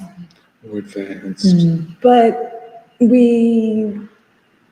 don't know. It's either a fear. See, but then white gods are to protect white people to be white, to encourage white people to be white, and to say that, I mean, whereas Baldwin says you should not want to be white, and this should be the last white nation. So what does that do to white civilization and white religion? If your gods are gods of white people, why should, you know what I'm saying? Even what you had said or have mentioned many a times about womanhood and the connection to work as a woman, or even as, you know, the history of slavery and the Black woman. It's a actually big question as it, you know, how do you develop society? How do you develop an economy? How do you develop? But I think I fully agree with you that the Black social system has worked out ways to address and answer various complex questions that white society grapples with. For instance, take the question of gender. I think Black people have done a far better job of navigating the questions of gender, of sexuality, of even transgenderism. And, you know, I saw it on full display in the celebration of the life of Tyrone Smith. You know, a gay man, activist. At one time, I would say he was transgendered, but anchored to what? The Black social system. He belonged at one time to Sister Rosie Wallace's church, and at another time to the Garden of Prayer. You know what I'm saying? And he always defined himself as nothing more nor less than a Black man. that's all you need. He was never, he never saw himself as a woman, or woman-like, even when he dressed like a woman. You know what I'm saying? And he's, yeah. And it is not the problem in the Black social system that it is in white society. You know, in fact, you know, you get this, we're going to upset the whole culture, the whole society, unless they recognize I'm transgender and all that time. It was almost an existential problem for the white world. For Black people, it's not. I hate to say it, but it's not that kind of a problem. In a lot of ways, it's not even a problem for the social system. Hey, you can get, you know, oh, my cousin didn't like that I was gay and he tried to step to me and I had to knock him out. You know what I'm saying? That type of thing. Or, you know, dipping in, I won't get it, but it's not the same issue. It's not the same question. And And it will never be allowed in most reasonable conversation to be used as a point of dividing Black people. They just won't, they don't roll like that. I'm trying to put this all together because there's some things that everyone said that has kind of struck with me as someone from the Catholic Church. But I think one of the big things, or two of the big things, were Purbo saying like the end of history, right? And Alice saying like sublimation. Is that what it's called? Sublimation. Sublimation. Because I see King as very unique, as someone who essentially has the same God as white people or the white gods, but he purified it in a way, right? And I guess what I'm trying to say is that I think there's something about not just like the Catholic Church as seeing itself as a form of the end of history, but even the Judeo-Christian like tradition of seeing themselves as either the end of history or the completion of history. And I think that's probably the root of the Zionist movement, of seeing themselves as fulfilling history. Like, oh, this was our destiny to take back our land. And I think this is also the problem with the Catholic Church, of being judgmental or being incapable of modernizing completely. Like, I think they have tried, but they haven't been able to completely fulfill it. And there is this awkward relationship between the people and the priesthood, because the priesthood is essentially from the people, but they're also set apart from the people after they choose to become priests. So the people now have like an awkward relationship because essentially they're supposed to no longer derive like moral authority or direction from simply the priest. Like, each person is supposed to have a democratic relationship with God post the Vatican Council, but I'm actually not clear on how the people have taken up that responsibility. You said democratic relation with God. What does that mean? I guess what I mean is that prior to the Vatican Council, the Second Vatican Council, your relationship to God was through the priest. Like, even the entire celebration of like Sunday was through the priest, and the priest didn't even really look at you. The priest was facing the altar and talking or speaking with God on your behalf. But post Vatican Council, there was this formulation that no, like, and I guess before the Vatican Council, you weren't allowed to read the Bible as a as a person of the masses. But post Vatican Council, each person was supposed to have their own relationship with God, and you are allowed to read the Bible. So post Vatican Council, I don't know if the Catholic people have actually fulfilled that, but I guess this sublimation thing of like King actually took that leap, where each person, like, he essentially purified God or religion for the people, and moral law was like basically almost instinct for him, and not through the authority of like an institution or the church. And I guess this thing of like man being divine is pretty important, because I think that's something about the white God that hasn't been reconciled, of like, I think both the end of history thing and this certain purity of like, because I believe in Christianity or Catholicism, I am chosen, I am pure, like I am a morally correct person. And I think I see this in like the selection of American like leaders and politicians, of like, just because they're Christian or Catholic, that means they're morally trustworthy, right? But I think this question of purity is a human one, because would you say that King was not pure because of like adultery or like like his relationships with all these women? Like, I think the Catholic Church or like the white church would say yes, like actually King is impure, and thus he's disqualified from moral leadership because he's not pure.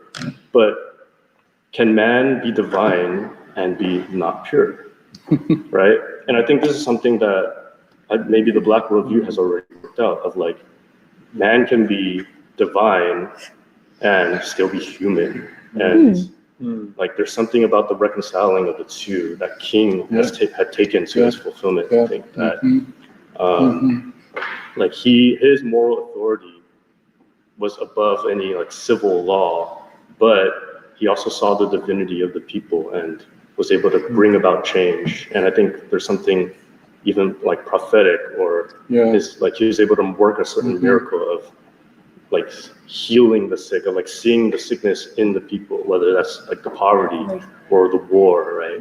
And he had worked something out to like essentially take steps to address them and like heal the people, basically. But I guess he was like assassinated or basically crucified, right? Just like Christ was. So I just still like curious about why King, from a Christian tradition, was able to purify it and take it further than even the people who live in like who have grown up and lived their whole lives in the Catholic tradition. So yeah.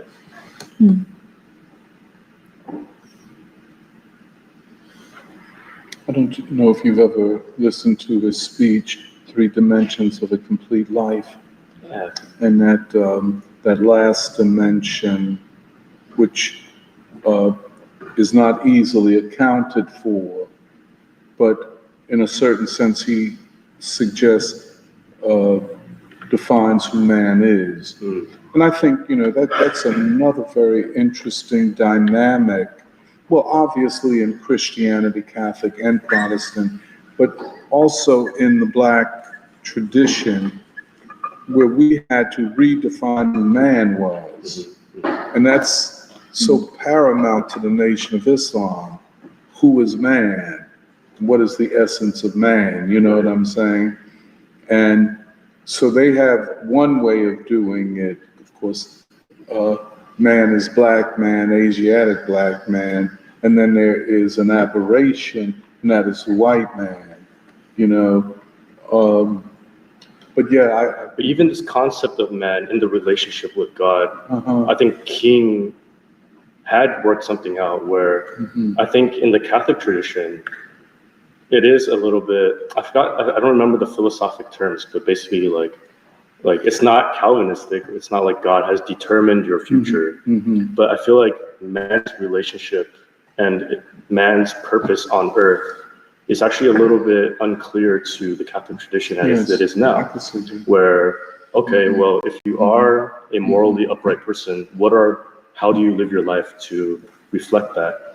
And I feel like King actually took that further because I think in Strength to Love, I forgot which essay, he writes about that relationship of like, well, we're not passive where God does all the work for us, but we're also not arrogant to think that man does all the work. So King finds that middle ground of like, it is that intersection of God and man that brings like heaven onto earth. But this question of man is also important because of responsibility. Right. I'm sorry. Yeah, because even this question of like genocide and Yes. As like another term, but it's not the same as fascism, where I think before I came to free school, I even had to like when I was reading about the Palestinian genocide, I had to even go to the question of like, what does genocide even mean? Does this qualify as genocide? Whereas I feel like this wouldn't even be a question, and it wouldn't even be a leap to King, where he just like obviously sees it as genocide. And it's been a leap for me to even think of what's happening to the Black men of this society as a genocide. And I'm just confused why it's so hard for me to take that leap.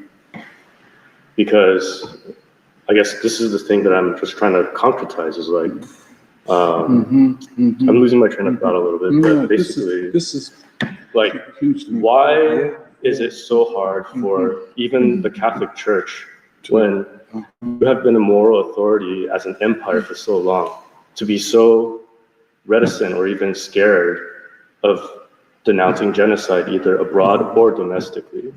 But why is it so easy for King to recognize and be on the right side of history from the beginning of denouncing war and seeing himself in the people of Vietnam? And what is that difference between King and the modern Christian, or the Christian that hasn't become modern yet? Yeah. Well, I know that we might want to end, but actually what Albert was saying was reminding me of something that's been coming up, like the Black Gods, which is, I don't know if it started with you, Doc, or there was a merging of our consciousness, but that with the Black gods, that what they have in common is there's something about the Southern Black proletariat who moved from the South, fleeing Jim Crow, to the like being part of the first or second Great Migration, like basically the latest migrants from the South to the North, who then encountered the North, where these Black gods institutions heavily in their theology emphasize their own story of mankind. Like what they have in common is they all must explain or define man himself, and then even the concept of race, which I think is interesting because The concept of race. yeah, like for example, the Moorish Science Temple believes that we are Moors, like or for example, Father Divine, a big part of their theology is that we are angels, like this is heaven. There is no this is heaven, and we are angels, and everyone else just has not discovered that it's heaven because they don't act like it's heaven. Like, so it's every single one of the Black gods, the theology kind of has a concept of who are we Black folk, but also who is man, and what is kind of our journey to fulfill. Like, and okay, the reason I raise that is because in some ways, when people hear that we're studying Black gods, sometimes they think we're studying religion. And yes, and it's even more where we're interested in a worldview, like Albert talking about, we're interested in a worldview that has not just prepared people within those institutions to resist the white supremacist social system in the North, in particular, the urban North, but also perhaps prepares these people to be bearers of a new society or a new civilization. And okay, I don't know, for me it was a big deal, so I wrote it down. But yeah, just this thing of like, there must be something that we're in a stage of history where there must be, and I mean, I think I said this in our last group too, where it kind of does make you think of King as such a stupendous individual because he combines the political questions with a moral framework and a worldview that is comprehensive. Like I don't know, the way he's able in that time period to merge the organic rising consciousness of Black folk in the Baptist tradition that he was raised in, but then like merge it with the political and social reality and what the change that must be done. I don't know. There's something very special about King's body of thought as not just religious, but as like revolutionary thought. And I don't know. So that's kind of what I'm saying. But maybe, are there any outstanding comments? Because if not, we I can think there are a end. lot of people who have been, engaging with this conversation about Trump being a fascist or not, and there are, people on both sides of this. But I don't think anything anything substantial to read out. We have our usual, visitors, Bambalai and Sparks and Todd, who have been engaging with the conversation and saying hi to everybody. And yeah, I think that's pretty much it. So. Okay, well, next week, if we have more time, we'll read more comments. Yeah. But this is a good free school, and we're looking forward to next week meeting again. So, Thanks.